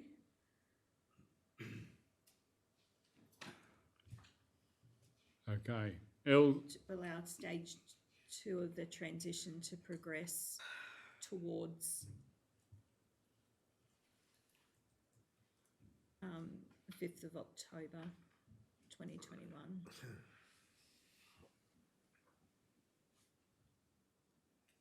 okay, LC5, organisational structure. Do I have a mover? Councillor Burkett. I'd like to move that Council 1 adopt the organisational structure as presented to give effect to the transition process to allow stage 2 of the transition to progress towards 5th of October 2021. 2, call for internal expressions of interest for team members wishing to undertake additional responsibilities, team leadership for the project management, resources and haulage team. Do I have a seconder, Teams. please? Councillor Ladbroke. Is there any opposition to the motion? Anyone wish to speak? Oh, Councillor Hancock. You're I don't speak, I'm just opposition. to just the motion. opposition? Anyone want to speak for or against the motion? Okay then, I'll put it to the vote. All those in favour? 1, 2, 3, 4. All those against? Against. 4, 3. I'll call for a division, please.